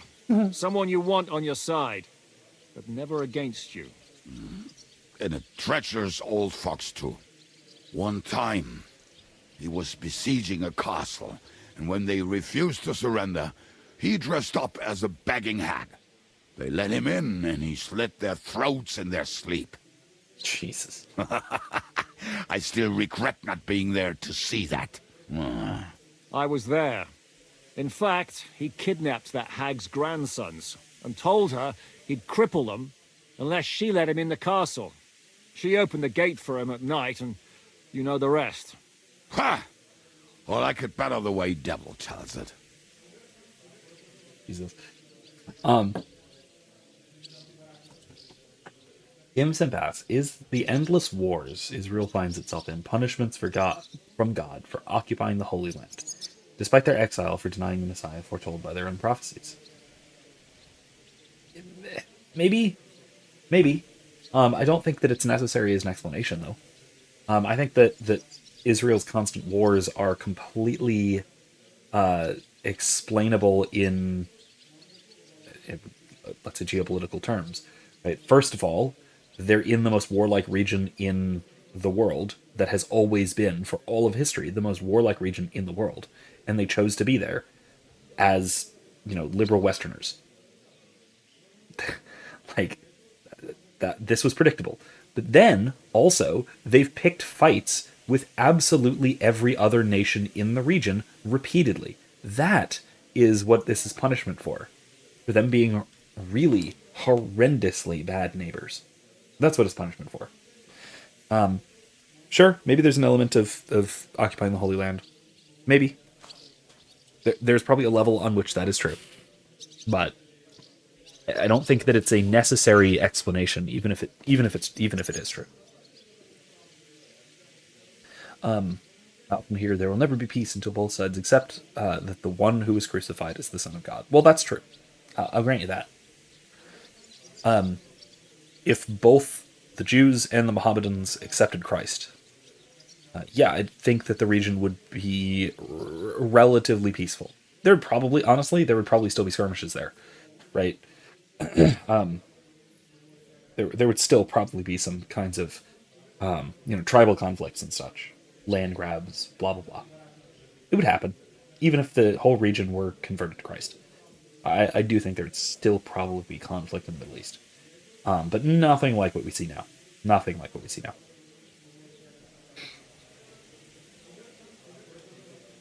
I mean, it's an artifact of modernity. It's not exclusively an artifact of modernity. But Christians fight each other. Always have. And it's only gotten worse. Let's say that. Certainly. Can he be trusted? Looks like he'd be happy to rat us out the first chance he gets. Treadlight? Oh, I don't think so. They'd arrest him as well as if he went to snitch on us. If you keep paying him, he'll serve you. If you say so. So, what's up with the devil? I need to talk to him. That won't be easy. He got locked up. What? Great. They captured the devil, and you're just saying it like it's nothing. Who captured him? How should I know? Some armed bastards. Shit, Kubianka, you must know who came after you and why. Well, he botched this job in Kuttenberg. It was supposed to be a breeze, but the fuckers outnumbered us 3-1. Before we could react, they knocked the devil down and pounded on him like a deaf man on a door. Ada and I tried to help him, but we just couldn't. Fuck. It pisses me off that we had to leave him there. But we would have been captured. Yeah, Ziska's armor is good. So, a couple of things to admire about it. First of all, it is a very modern cuirass. The cuirass is, like I said, that is extremely, extremely modern by the standards of the late 15th century. Very nice. Under that, we have what appears to be a Waffenfrock, which is odd layering. It's really weird to have bare steel on top in this period, but it definitely gives them a nice silhouette. It's not actually clear if that is munition grade armor, outfitting men-at-arms. This plate mail like that was not... I don't think at this period you'd have mass production of plate mail. You might have mass production of brigandine, which is what Henry's wearing. Christ, so much stuff. Especially just because brigandine doesn't need to be fitted so perfectly. A cuirass like that needs to be fitted very well for it to actually wear properly, like his certainly is. And that's a custom job. It only really, what you're talking about, munitions armor, really only happened later. That really was a 16th, maybe even into the 17th century kind of thing. Very, very late 15th century. So around 100 years after this, that became relatively common. Keep in mind, this is around the year 1400, give or take.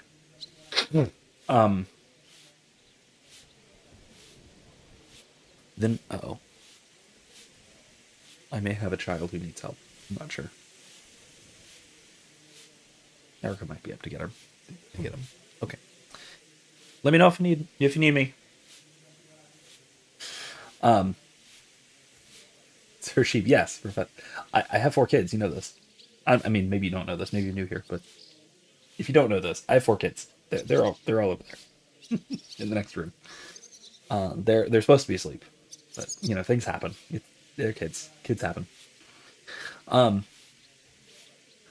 So yeah, the rest of his kit, the coif he has, and I guess you'd just call it a coif.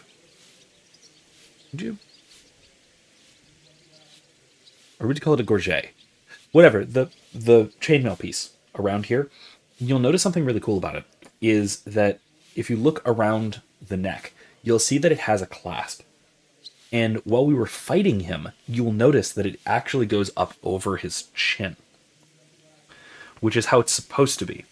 Because a chainmail, I know gorget isn't technically the right term because that's on plate mail, but whatever. Gorget. It's neck protection and throat protection. The whole point of it is to protect you from, blades coming in that would otherwise pierce your throat and kill you instantly, or close enough to instantly, right? So if you were wearing it like he's wearing it right now, in real combat, especially in war, you might as well not be wearing it. It's completely defeating its purpose. Sure, fine, it'll deflect a few blows to the upper shoulders or something, maybe, but you wear it up. It's over your head, it comes down to about here, closes in around your face, and it covers your chin. And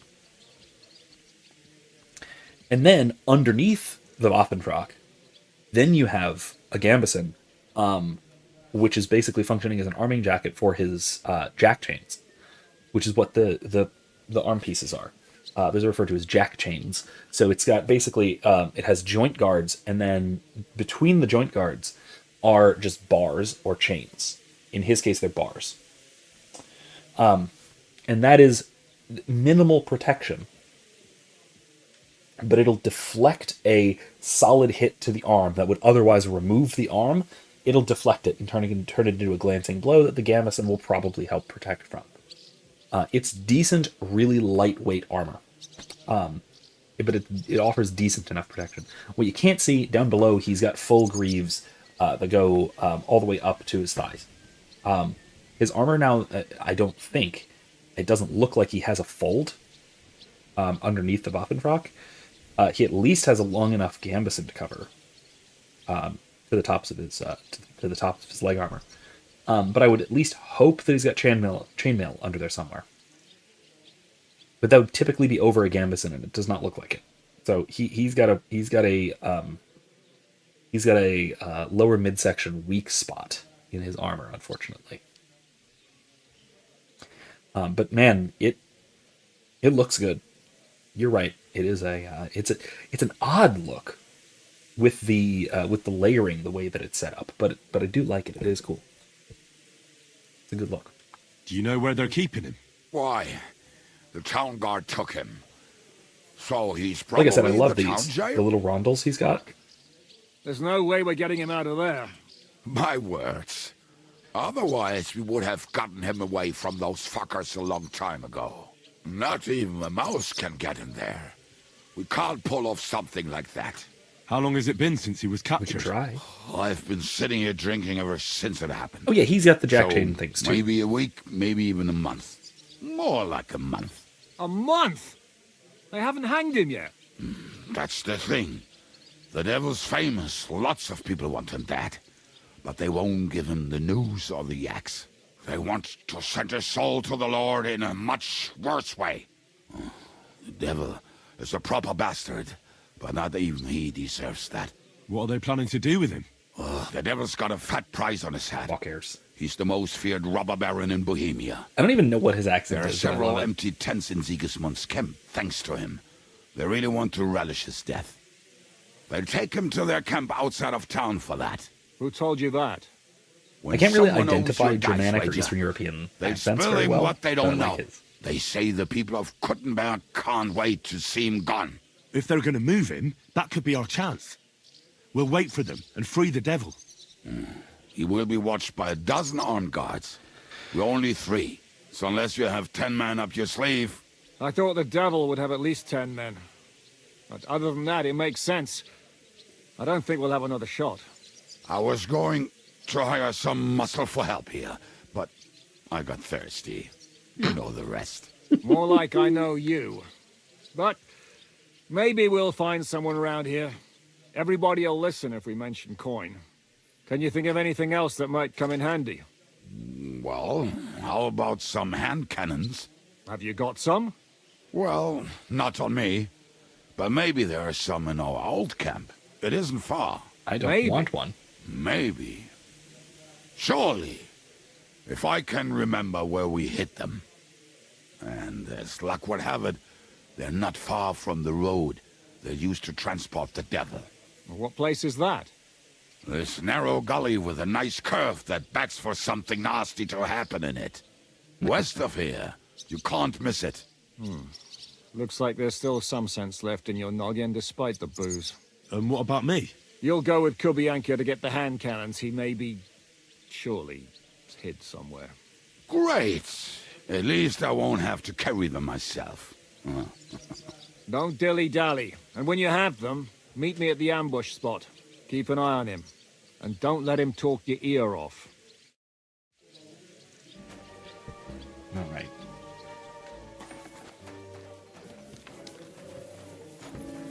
Okay, kind of love this guy. Let's be onward, shall we? Come here, Pebbles.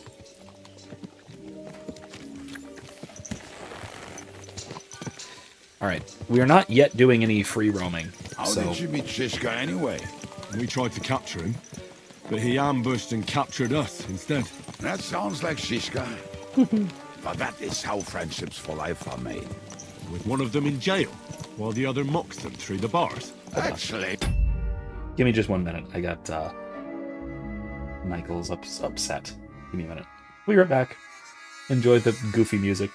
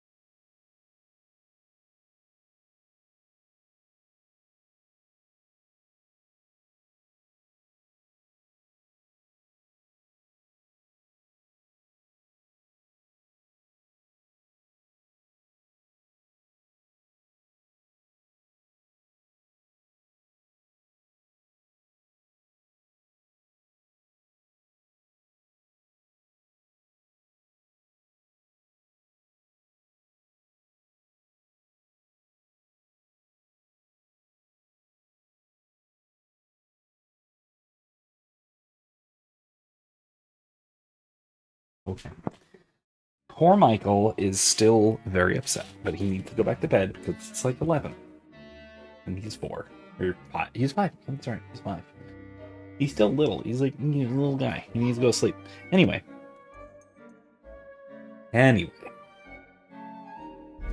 That's how I met my wife. You have a wife? What? Where is she Hold now? on, what? Where could she be? Maybe rotting in the jail. I left her there on our wedding night. Well, if that's what you say. Oh, come on, Henry.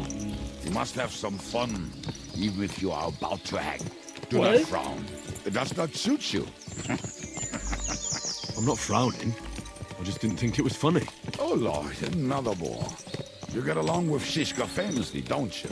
I'll gladly laugh if you said something funny. Looks like I might have to carve a smile onto your face. Maybe a graceful and mysterious one. Kind of like the Virgin Mary's. What do you say? I'll put my heart into it. Give it a try. Haha, really? Sounds like a challenge. You nearly got killed just now, yet you're stirring shit again. Oh, well, I cannot help myself. I have already had people around the holidays compare my beard to Santa Claus, and it's not great. So I I have a take couple it of easy. little bits. As in they there. say in Latin, cop demon. So That's- you're a mercenary, What? Hold on. cutthroat, swindler, drunk, and on top of that, a philosopher. I'm a man of many. You know what. A drunk who is a philosopher? And of many No! drinks. Oh, come on. What are you even Do not talking even about? know Who has ever heard We of a will get to philosopher know who each other drinks? once we have a drink together. Speaking of which, That's wacky. would you have a drop on you? No. Fuck. I never ride out without some supplies. I don't know if I can stand it. A few more stupid jokes and I'll plug your gob. But it won't be with booze. You are very lucky to be with Shishka, that you saved me. I'm starting to regret it. That's why I like you. We will have so much fun together. I feel it in my bones. I certainly But we hope better so. pick up our pace. I need to piss. Oh, God. I kind of love him.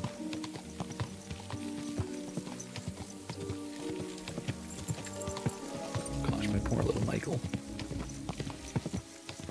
He's very upset, but he's also crying very loudly in the room with his siblings, so everyone's probably going to wake up soon, so that's great. We'll see. We should be fine. I'm sure he will eventually get back to sleep, but, you know.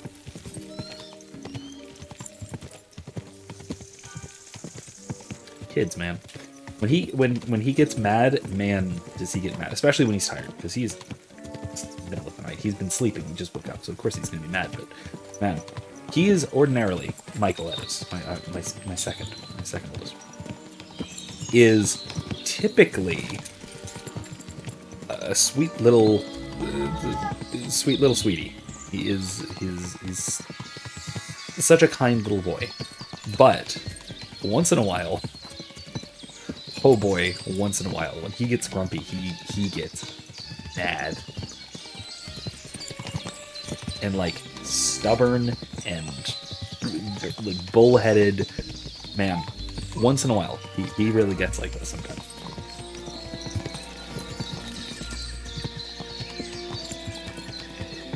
Kind of cute, but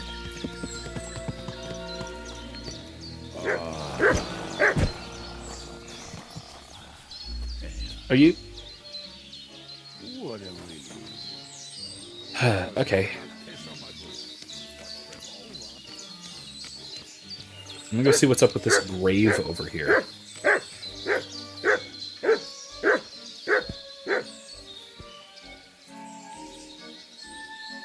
The angel of the Lord declared unto Mary, and she conceived of the Holy Spirit. Hail Mary. Mary said, Behold the handmaid of the Lord. Be it done unto me according to thy word. What did I say about the Santa Claus question? Mary, Well, I mentioned that I already have, during the holidays, I already have an occasion of people pray for us, comparing my O beard to Holy Santa Mother of Claus. God, So it comes that up. we may be made And worthy it's not, of the promises of Christ. I hardly have Let us any pray. gray yet. So, pour forth, we beseech thee, O Lord, When thy I go grace full white, into our hearts, eventually, that we, to God willing, whom the incarnation that'd be of nice. Christ thy Son was made known by Yeah, the yeah, I message can of see an that. angel, may by his passion and cross be brought to the glory of his resurrection, through the same Christ our Lord. Amen. It's a bit of a nice contrast with Kobiana, whatever, taking a piss and wandering off into the woods. Darn it. Okay.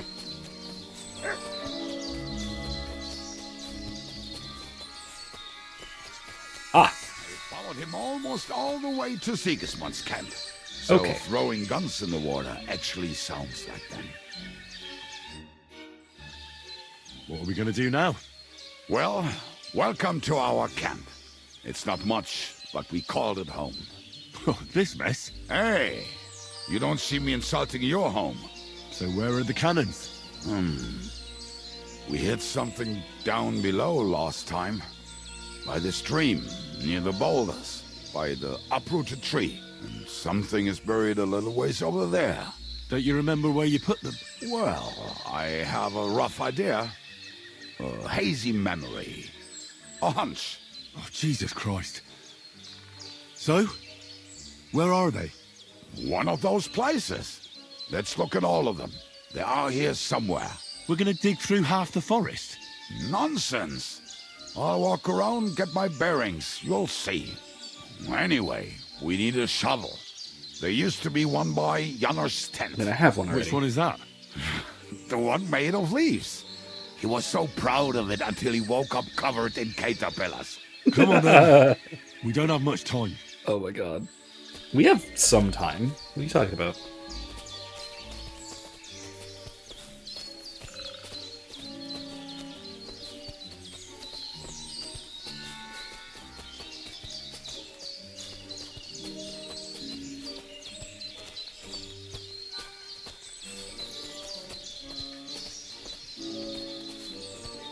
I told you I would find it right away. Now just dig it up and we are done. Won't you give me a hand? It'll go faster if you help me. I am helping you. I found you the best place.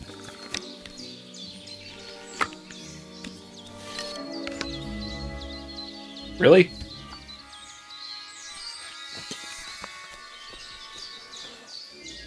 Okay. Let's see.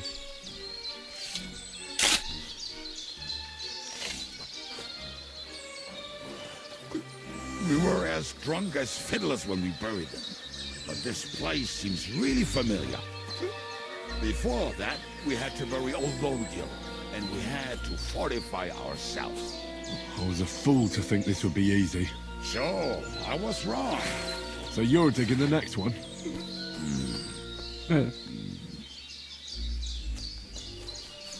Like I said, also, I do kind of love his very simple armor as well. He's basically just got a simple gambeson, but with the jack chains on it. Lad. Just tell me you didn't throw It's those basically hand threaded cannons on. in the water. Of course not. Look at that basket over there. What about it? The cannons are not there, but there is something better. Booze. Be a lovely lad and fetch it. All right, go on. You get it. I will say though, the sort of rondels that are just sort of tied on in a few places on his gambeson is probably the closest historical thing we have to the stereotypical studded leather armor. Why don't you go yourself? The water is cold and the bottom is slippery. I do not want to get wet. But if I get And wet, I do? that's all right, eh? Not just all right, downright splendid.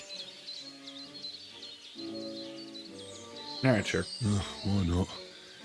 It'll make the digging go faster. Good boy. Sure, why not? Whatever. Moonshine? What century is this? I found something in the basket. Beautiful. Is there enough for both of us?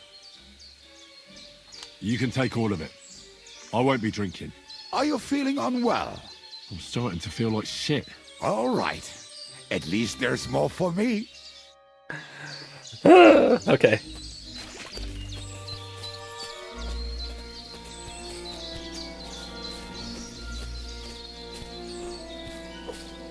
Oh, excuse me.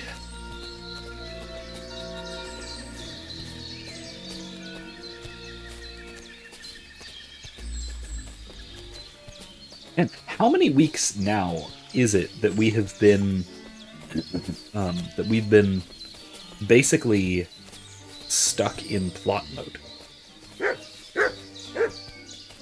Basically since the wedding, right? And that was 4 weeks ago? Right. Enough playing around. Sure. Here. Are you sure? Absolutely. Just like the last time. Yeah, I'm sure, just like last time. This is the grave of Polodia. I was sure we buried him elsewhere. Ugh. What stench. Why? He did not smell much better when he was alive. Oh, well. I mean, he's got nice Grant him eternal life. Eye of Misfortune. What about us? If Lodiel is here, I don't want it. then I reckon I know where the hand No, cannons this seems cursed. No, everything's cursed. No, no thanks. Shouldn't I rebury him?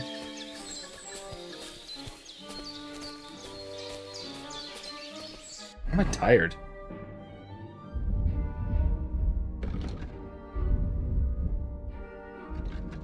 Riki. Oh.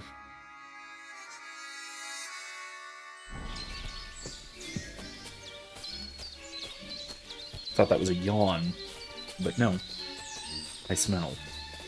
Having just dug up a corpse, I'm Aye, sure. lad, do not sulk. This really must be it.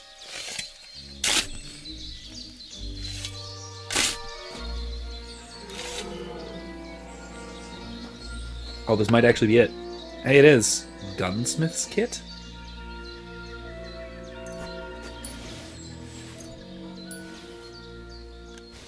See? I told you I knew exactly where to find them. God, why are you punishing me? Oh, don't cry. More important things to do. Will you take the cannons? Nah, I won't be lugging them around. Right. Are we going to see Zizka? Let's go. Or do you want to go alone? I'd rather go with you. Just in case. Mount up then. We've wasted enough time as it is.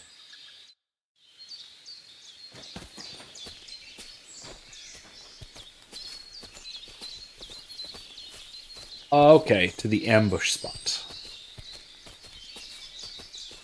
Why do I get the feeling that we are not going to be the ones doing the ambushing?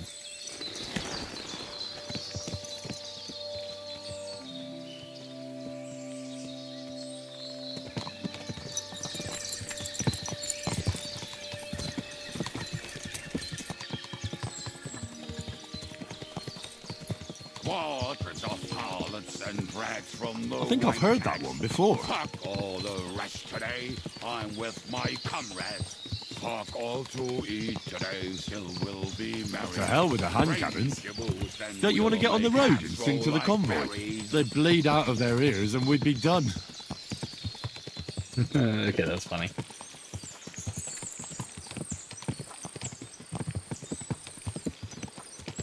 I'm going for a nice rivalrous friendship here. Boozing and fucking. Fucking and boozing. Boozing and fucking. Bring Oh on my god, what the fuck? the wretches. There's nothing better than a nice pair of titties.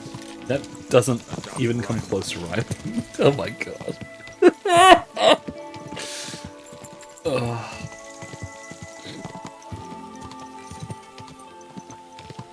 Women, my friend, is a venomous creature.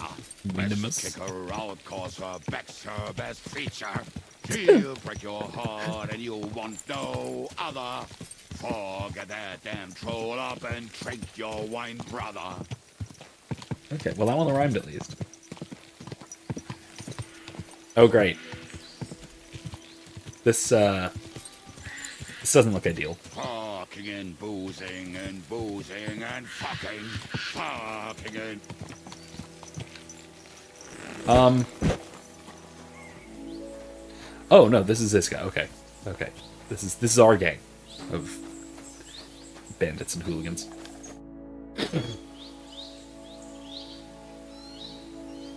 Is that Little John? We have the hand cannons. How did it go? Any trouble? It went smoothly. That's right. My memory's like, Civ? See how well we understand each other. What's the plan? We wait. God, We'll position ourselves on the flanks, and when they pass, we'll attack. Why are the wagons standing there? I was hoping we would block the road with a tree or something. Look what I managed to find. A true march of the maimed. If they had to cut down a tree, they'd chop off their own limbs. We at least took a wheel off. It looks less suspicious, and the convoy will have to stop anyway. Oi, fuck, but... But what? I would put it a little further back, so they will not see it until they are right next to it. Ah, look who's thinking. And what then? Then we rise with the hand cannons and blast the bastards to smithereens, from above. What a load of rubbish. What rubbish? It is like a battlement, but on a wagon. You get it, right? Haha. Shut up. We'll do it my way. Make up your minds. It's hard to say how much time we have. So, Kubianka, take half of the men and go over there. The rest will stand on the other side. Where will I go? You'll stay here with me. And then what? We'll wait for them to arrive. And then... And then here they are. Okay, sometime later. Good. I was expecting and a little bit afraid that they were going to arrive in the middle of all that. Are we there yet? They let him keep his armor. No, how many fucking times have I told you? Are you deaf? Pay no attention to him, Rupert. Pay no attention to him, Rupert. God. You hold me up in irons. You can't even show me a grain of human decency.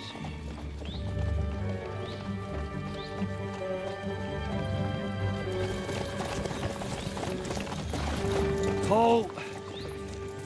What the fuck? Kind of like the Dry Devils, like the shoulder guards. There's more of them. I don't know how historical those were, though. Let's blast at them and seize the advantage. Oi! You two! Get that wreck off the road. Not to worry, Honorable Sir. We're working on it.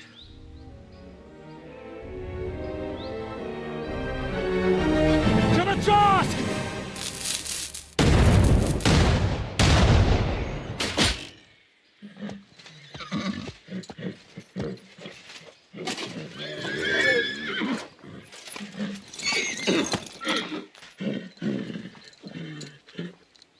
Really?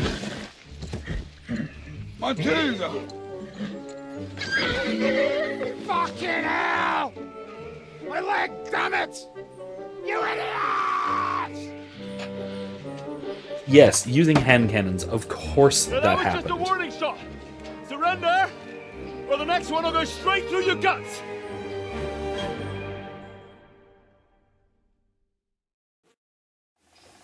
So next time, will you hit the mark? I'd rather settle it without bloodshed. That's easy. Surrender, and none of you will be harmed. Until you hang alongside the devil, that is. The only one surrendering will be you. Oh, really? Rupert, bring that bastard to me. And you, arrest the others. If they resist, just kill them. Halt! Not another step, or... Oh, what? Are you gonna shoot at this sky again?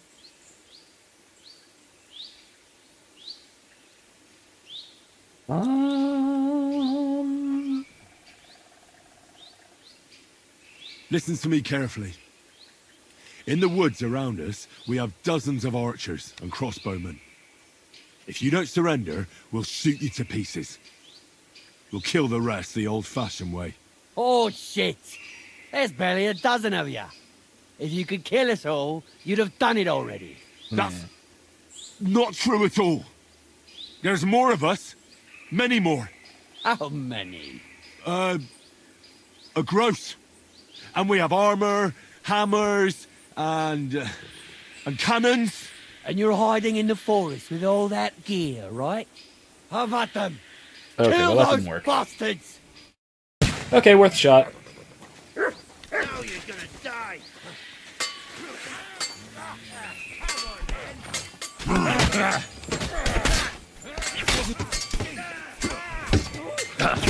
Oh, no, you don't. Hey, I'll rip your ass open. help! He's too much for me.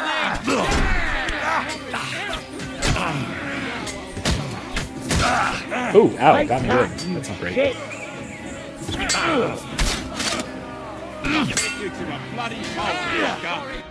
Oops, wrong thing. Shoot. What do you want? Kick your asses.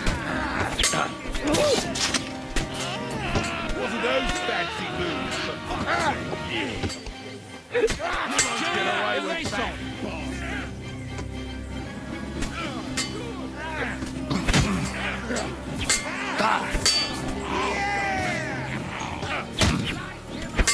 What now, fucker?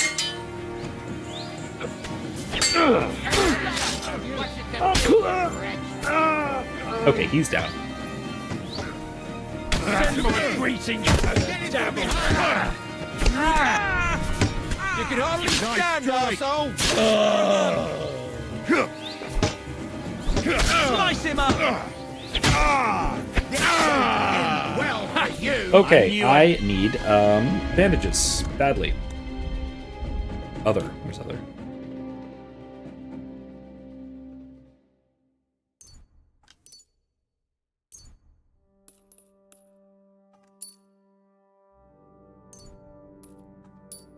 There we go. Get him. Anything nice? Short chainmail?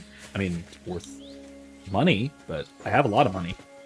That's worth a lot more money per pound.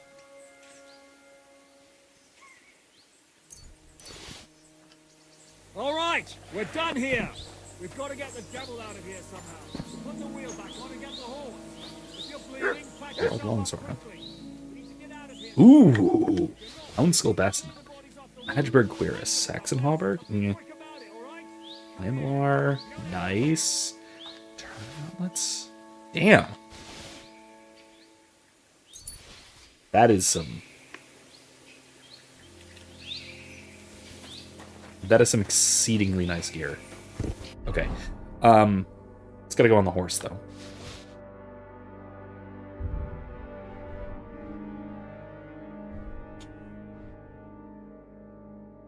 I don't want the pistole.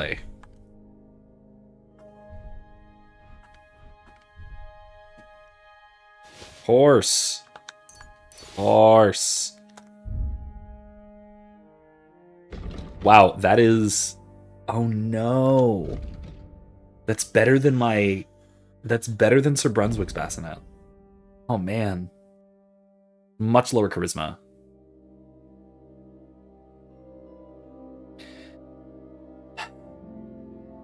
That's really unfortunate, but it's so much better, and it would be so much even better still if I actually repaired it.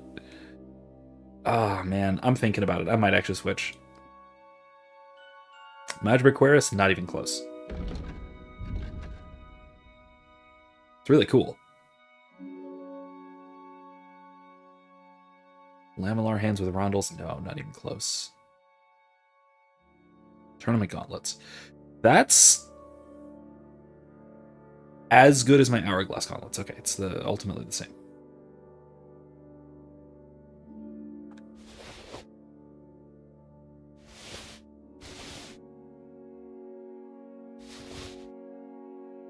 I'm thinking about the Houndskull bassinet. It's a shame though, because I love the Brunswick stuff. Especially with the freaking lion and everything.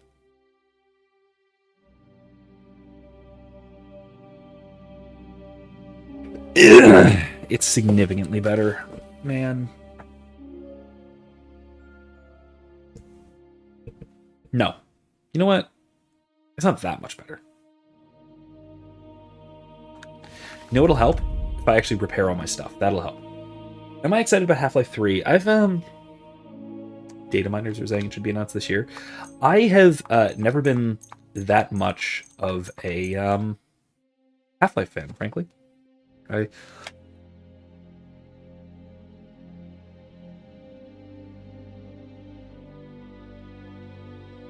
Excuse me. I have only ever played part of 2. That's really it.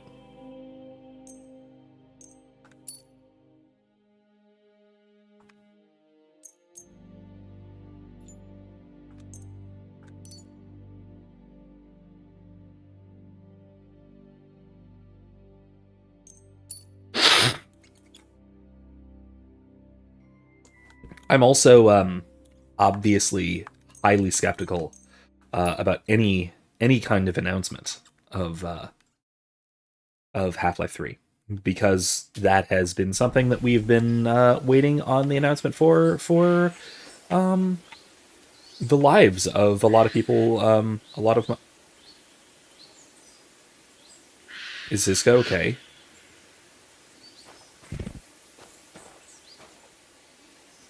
I'm taking Ziska's mace. Steal. What happened to Ziska?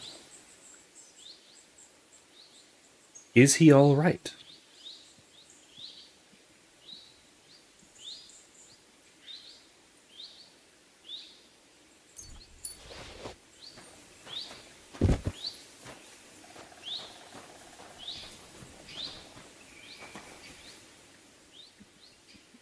You hunting bow,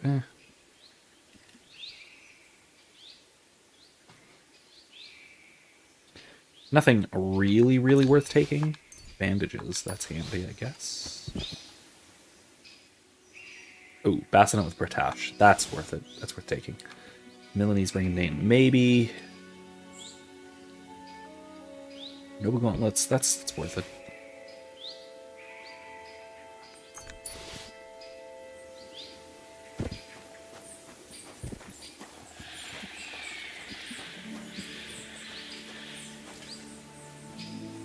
Hunting sword? Burger's hunting sword. Oh, no. Yeah, Kettle Hat, why not? Chamber Gauntlet's worth it. Noble Brigandine legs. Yeah, okay.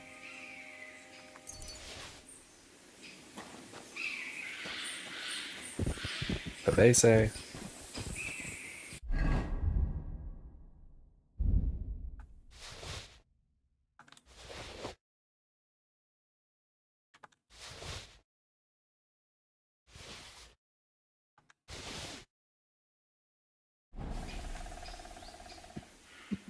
Wounding arrow. Oh, okay. All right.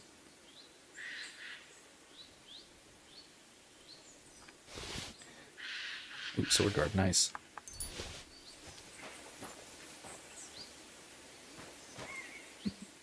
Tall kettle hat. Nice. Worth taking. Lamellar with worth taking. Noble Brigandine worth taking. Prussian, obviously, always worth taking. That's not with Britash. Yeah. Old Brigandine. Nah. Poop. Dry Devil.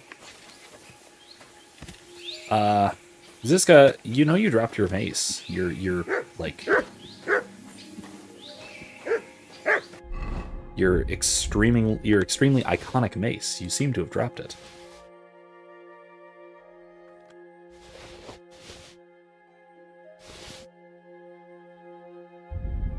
Okay. Well. Oh gosh, excuse me.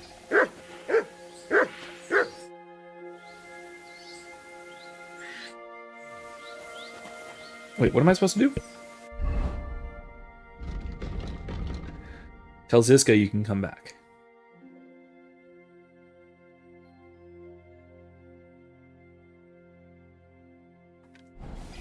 Can I talk to him? No, okay. Alright, fine. We should get out of here, don't you think? The sooner we're gone, the better.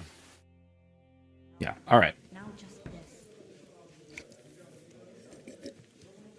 Welcome back, Hinnick. If it wasn't for you, I'd still be getting worked over by those bastards in Sigismund's camp. You saved my arse, fellas. Although, I have a second hole in it now because of you. Ouch. It's filthy again. Nice haircut. That was an accident. I couldn't hit you that well, even if I wanted to. That would be a shame. We'd be hard-pressed to find another horseman like him.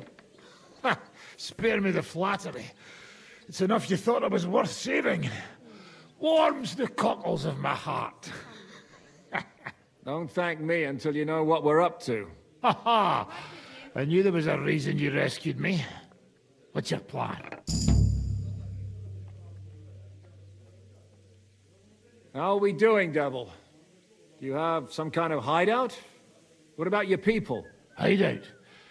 Our camp was a shithole. Don't insult our home from home. Shush!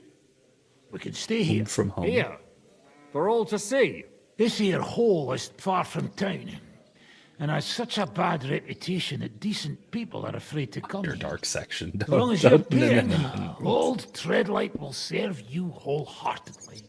This place has everything we need, and people who come here can be recruited for some dirty work. And there are no fleas in the beds. Furthermore, it's called the Devil's Den, and I like that. All right, have it your way. Henry, go to the innkeeper and arrange our stay here. But back to the point, Devil. What about your people? My people? Kubienka isn't enough for you. No, he isn't. I don't know. He's kind of enough for everybody. Too bad.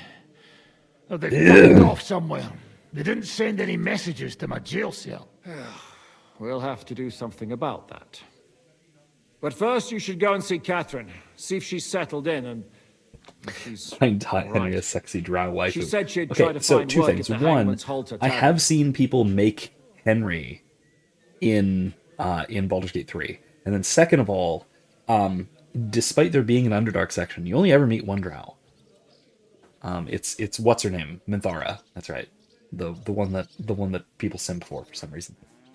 All right, I'll go alone. Who in both of my playthroughs you has be never doing? survived beyond our I don't first know about encounter. these So two, but I'll be having a rest. I'm not going to sit on a horse for a while anyway. yeah, well. But we don't have time for that. We need more people. The three of us could just about make an infamous cabbage-stealing band. The best thing would be to recruit from your old comrades. Forget it. It hurts like you shot off one of my arse cheeks. I can barely stand. At least tell me what happened to your infamous Devil's Pack. Where can we find them? Yeah, I'd like to know that too. Where are they, Kubienka? Why didn't you lot free me from jail? You gather a band of criminals and then you are surprised they cannot be trusted? So, nobody's left? Some might return now that the devil is back. Well, if they're not already swinging on the gallows somewhere. How will you find them? They could be anywhere. We'll have to search for them. Will you help us, Henry? Sure, why not? I reckon I don't have a choice, do I? I like that boy already.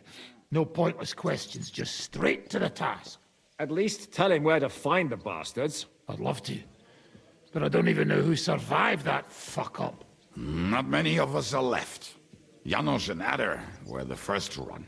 I reckon they are gorging themselves somewhere. If they have any coin. What about Bahuta and his brother? They've always been reliable. Slavik died, Bahuta took it badly. He's not coming back. Fuck. Henry may be able to convince him. I doubt it, but he can try. Do we have anyone else? Well, there's Matthew and So yeah, Ryan. this section does seem But to who open up. I knows guess. where they So that's ended good. up. And that's all. We could also try those rebellious farmers who are fighting against Sigismund around here. I don't want any dirty peasants. I want my old pack. In that case, there is no one else left. And where should we Okay. look for them? I don't even know where to start. I think I could help you with some of them. Come and see me when you want to get started. Okay. I do need to find Jan. Sorry, John, not Jan. That's Jan. I'll visit the town first. If Catherine's waiting for me there, I'll have to hurry. The sooner we find Liechtenstein, the sooner we can free Capon. What is it with this bird? What kind of stupid name is that anyway? I'll tell you everything before Henry returns. Henry, you should hurry up and come right back here once you're done. Do you understand? No. You don't know how side quests work. Hey, main level 25. Nice. Alright, so this does open some things up. I am going to, at some point, talk to Kubienka. I still got 15 minutes. I could probably talk to Kubienka about all of the gang. So at least, it gives me the quests. Okay, so into the underworld. I need to talk to John of Liechtenstein, spying for Jobst in Kuttenberg. I need to find him. He needs to be warned, if nothing else, so I need to talk to Catherine. And then, the Devil's Pack. We freed the Dry Devil. Get the old band back together. Yeah, they were old highwaymen who were basically hired by the king. The king in prison. Basically, they are working through banditry to support King Wenceslas against Sigismund.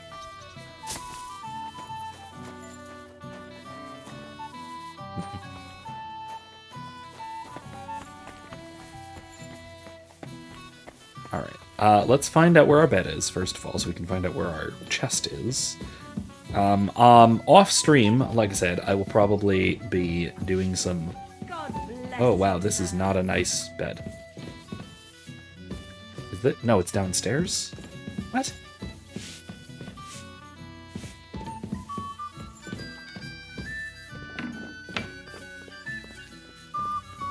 Which one's mine? The one with the wreath. I see. Okay, that's not bad. That's pretty nice. Here's my chest. It is not a private room. I see.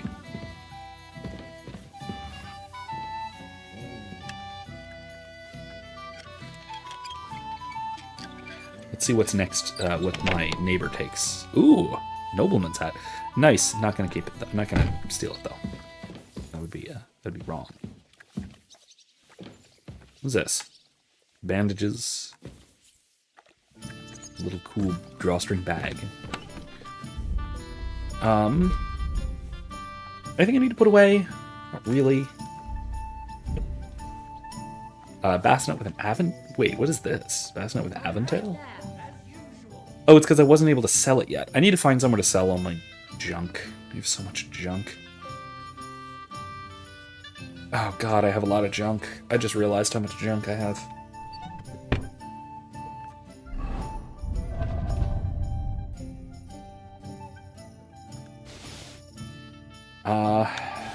Yeah.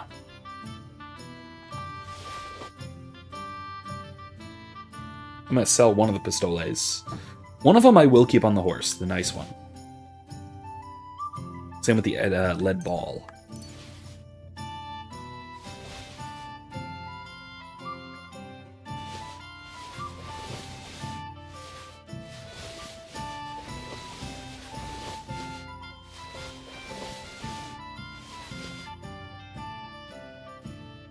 I have a lot of honey. That's good.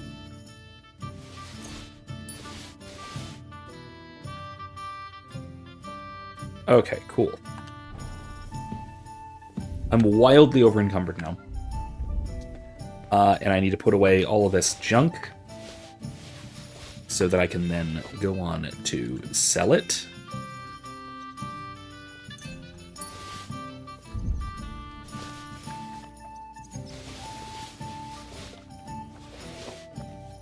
at some point.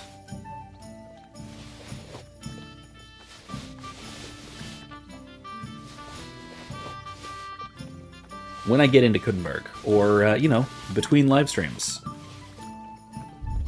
I'll sell all this junk. However, no, again, never mind. What am I doing? Between live streams, while I'm off stream, I will do the, like, skill books and selling stuff and yada yada, all that boring stuff that you guys don't need to see. That was really close to a mistake. I maybe shouldn't have done that. Where's Pebbles? No Pebbles yet. Innkeeper has something for me, but no, I'm gonna talk to Kubianka first before we're done for the night.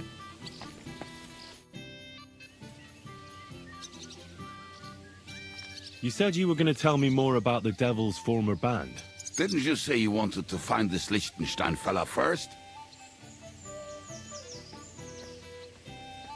What if I bumped into one of them by chance on my way to Kuttenberg? Right. I suppose it's possible. Anyway, only a few fellas out of the whole glorious pack survived the shitstorm, and it's not certain they are still alive. As far as I know. I'll find out. Matthew, Bahuta, Raniak, Janosch, and Eder survive. I only know where to find Bahuta. And maybe Matthew. But who knows? Start with Matthew. That's a pretty name. The name may be pretty, but he's as ugly as sin. You better not stare at him too much. It is not good for your stomach. He's also a damn willy bastard. People say he likes to rob on trade routes, telling his victims he's collecting tax for the king. And where do I find him? I hear there's someone robbing merchants on the roads near Miskovitz. That would be fitting for him. Yeah, Klaus, I was saying the same thing. I have no idea what accent it is. It's practically happening in his yard. I'm not exactly very good at identifying Germanic and Eastern European accents, but I like it, regardless of what it is. If he's so crooked, why did you take him into your band in the first place? Nasty characters are more suited to our line of work. It is much harder to convince good people to do bad things. What about me? Am I not a good person? Well, that's true. I hope you're not a spy who will rat us all out to Sigismund. Yeah. Now tell me about Bahuta. Well, Bahuta, he was always in trouble. Angry as a dog and covered in bruises. He and his brother could drink all the beer in the inn. Just the two of them. He's so crooked. Why did you take him into your bed with armed robbers? Good point, Klaus. It sounds like you three would get along well. But you said his brother was dead. It just doesn't fit the culture. He died right before Bahuta's eyes. Bad culture fit. Bahuta has been acting weird ever since. He dropped everything overnight and turned to prayer. As if he was scared of being next in line. Yeah, understandable. Where can I find Bahuta? At the rectory in Grunt. He helps out with the church. I'll go over there and try to talk him into it. There's no harm in trying. But be careful. Bahuta was never far from giving someone a beating. Maybe he's still got that in him. It was Slavic who kept him from ending up on the gallows because of a fight. Oh, but he's already with the Lord. What about the rest of the band? You mentioned more than one person. Of course. That leaves Janosch, Eder, and Raniak. I don't know where they are, but I can tell you about them. Okay. And by the way, I should mention before it's too late, before we're done, I got a new, you can call it a potholder. I've been using it as a coaster, just so I can have it right here. Father's Day present. Saoirse is learning to crochet, which I'm sure is going to be a very I don't know, actually. I can't say for sure whether it is going to be an ongoing obsession or just a one-off little, hey, cool, look at this thing. With Saoirse, it could go either way. This could very well turn into a long-term obsession, and that'd be neat. I don't know what I will do with... I know what I'll do with the first potholder. This is a beloved coaster that I use on my desk now. I don't know, if that is the case, what I will do with the 900th potholder. Well, we'll see. We'll see how things go. But anyway, I just want to show that. Wonderful little handmade birthday present. Best kind, really. Who is this Adder? What kind of nickname is that, anyway? Oh, that's easy. He's called Ada because he can't keep his snake in his breeches. He's Polish. He does not speak our tongue, so only Janusz can speak to him, really. But otherwise, he's a fucking hilarious. And when shit gets tough, he can really handle it. Oh my god. But Polish womanizer, okay. How am I supposed to communicate with Adder? I don't speak a word of Polish. Yes, you do. We all say kurwa. You must use your hands and feet for the rest. I always manage, and so will you. Do you know where he could be? I have no idea. But if you find Janusz, Ada will be nearby. The two of them are practically inseparable.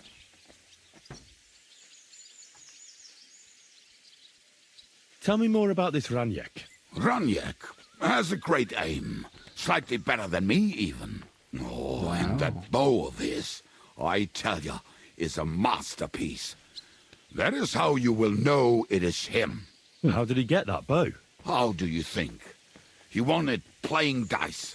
But that was the first and last time he ever won anything. If anyone is really unlucky, it is him. But he would not stop if you were to cut off his hands. Do you have any idea how I could find him? Oh, I don't know anything about him. Try asking around at inns where they play dice. It is possible he lost his hose in one of them. Tell me about this Janusz. Janusz? He's from Hungary. He speaks like a Tatar, but at least you can understand him a little, unlike Ada. And how did he get here? Did he defect from Sigismund? Not at all. Reasonable. He did something back home, had the gallows waiting for him, so he fled to Moravia. He was having the time of his life until recently. Wine, women, and song. But now he has problems because people take him for a human. But if you knew how he can cook, give him a dead rat and half a carrot, and he will cook you a 3-course dinner. I'm already liking this Janusz. I think we'll get along well. Janusz? Why? I like good food too. Life is always better with a full stomach. You two will surely get along then. Very Janusz has seen a lot of the Very world. hungry response. Tasted everything. If you let him, he will talk about it all day long. How can I recognize this Janusz? Like I said, he looks a bit like a human. He speaks almost like we do, but in a queer way, where you talk to him. You will definitely notice it. Okay. Thanks. I'll go and look for them. They may sound like a bunch of morons as I tell it, but they will be damn useful to us. Good luck! Okay, cool. Okay, well, I gotta find the rest of the band. I gotta talk to the innkeeper. Will you be spending the night? Seems that way. Do you have a room for us? At least for a few days. But of course. We have 2 free rooms just upstairs. I'll have them cleaned up. Don't even bother cleaning them, innkeeper. Treadlight. The name's Treadlight. What's new around here, innkeeper? There's trouble with demons in Old Kutna. Oh. There was a great tragedy one time in the mine near there. It's abandoned now. The ground collapsed, and a pit to hell opened up there. There's talk that young Bruttons form a fight club in Horsham. Maybe they'll let you into their circle. And then Smolka came by. She's the one who runs the bathhouse across the street. She said a fella came in, all restless and fidgety, saying he wanted a girl, that he wanted to take her somewhere else, and Smolka wouldn't have it. But when he offered to pay double, she agreed. You know how it is. These days, every groschen counts. Was he a fucking pig? If only that. Uh-oh. So what did he do? The girl came running in all beaten up. Smolka couldn't get her to talk about what happened, but it wasn't pretty. I went to see her. The girl was all blue with bruises, her knees blooded. Not a pretty sight. Who was this fella? The way Smolka described him to me, he must have come with Sigismund's army. Probably a deserter. I've seen a few of those around here. Have you any idea where I could find him? Rumour has it he's been sleeping in a shepherd's abandoned dugout, just outside the forest nearby. I'll take care of him. I'm glad to hear it. And don't spare him. A lot of scum is coming here, but enough is enough. When you're done with him, go to see Smolka at the bathhouse. She'll be glad to have one less thing to worry about. And that's about it. Sounds interesting. There's a lot of stuff Thank you, going on. innkeeper. Man, okay. Yeah, that's it. All right, cool. Okay, let's check our map. Devil's Den. I got somebody is a skill teacher around here. Shepherd's Dugout. Horshan. There's a laundry down there. I'll have to check that out. Who's the skill teacher?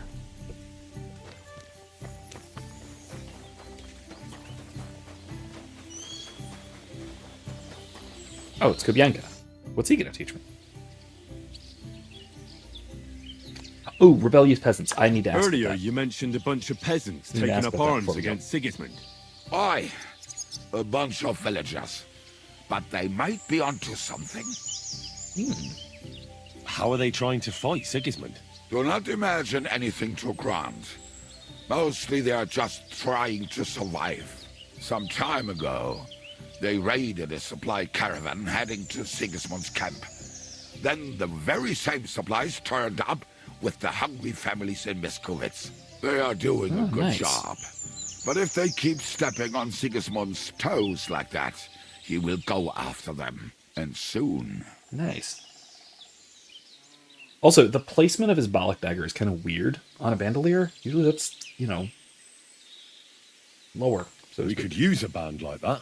I agree. But Siska was against it. You saw it yourself. I promised I would not look for them.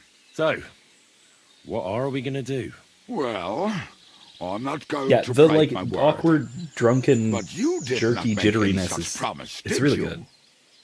I have to wonder if it's all mocapped or if it is just animators kind of going a little zany. Do you know where to look for them? From what I know, they mostly hang around Miskovitz. It seems they use a secret password to recognize their own. Password? What password? Fuck. What was it? I remember. Good, you the remember. fox is in the henhouse. How'd you learn that? How did you learn their secret password? When Dry Devil's band broke up, I was looking for a company to join. Then this one time at a tavern, there was this scrawny, drunken loudmouth going on about the peasants' revolt and shouting out the password for all to hear. Some old woman from Miskovitz slapped that lad so hard his chin hit the table. Yeah, that's not So, good. I'm supposed to look for a scrawny, drunken loudmouth. We have plenty of those already. I reckon you ought to talk to the old crone. I have a feeling she might be the way to get to that. Try telling her the password and see what happens. All right. I hope I won't get slapped too. Worth a try. One more thing. The rules of Popinjay. What?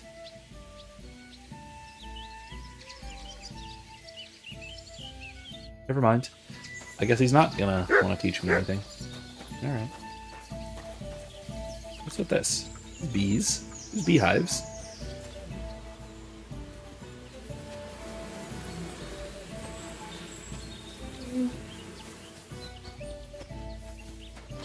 Okay. That was it. You have a kind master. Only eh, knew. Bobby? Alright. Well, it is nearly midnight in terms of actual real-world time. So I do think I am going to wrap it up soon. Or wander around a little bit. Got a little arena here. That's cool. A little burned-out hovel. A little bed. What's that? What's that? What was that? Oh, nettles. Okay. No. I know, class. It's crazy. I should go to sleep. You know, I'm not gonna, but I should at least wrap it up for the night. Anyway, we're gonna pick it up here-ish next time, and by here-ish I mean I'm going to probably do some exploring and side questing and inventory management and selling things off and blah blah blah blah blah, all that kind of nonsense off stream. I will try as hard as I can. Not as hard as I can, but I'll try at least pretty hard to not go into Kuttenberg without you guys. So I'll explore the countryside. Do some of that. Over there. That area. Do some exploring. Find some side quests. If not, unlock them.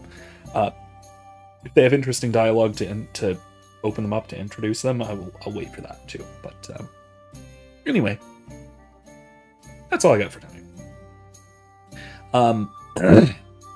I hope you've enjoyed the little clips that I've been putting up from last Thursday's stream. I haven't talked at all about existentialism tonight, but certainly I will come Thursday, because I did a little basic introduction to existentialism as a bit of a clip show from last Thursday from Expedition 33. So I am going to be continuing that game on Thursday, so we can continue those conversations then as well. And then we'll be right back here or hereabouts next Tuesday. I've also got a few videos planned coming up that should be out in the coming weeks. Gradually, I have them planned. I even have some, bizarrely for me, time set aside to record, perhaps. Fingers crossed. So anyway, something to look forward to. Keep an eye out for those sorts of things. If you're not in the Discord, join us. If you're not following me on social media and stuff, you should be. Otherwise, I will see you guys on Thursday for Expedition 33, and right back here on next Tuesday for more Kingdom Come Deliverance. So, with that, good night, everybody. See you next time. Remember, don't be safe. Be well. More importantly, be good. Good night, guys.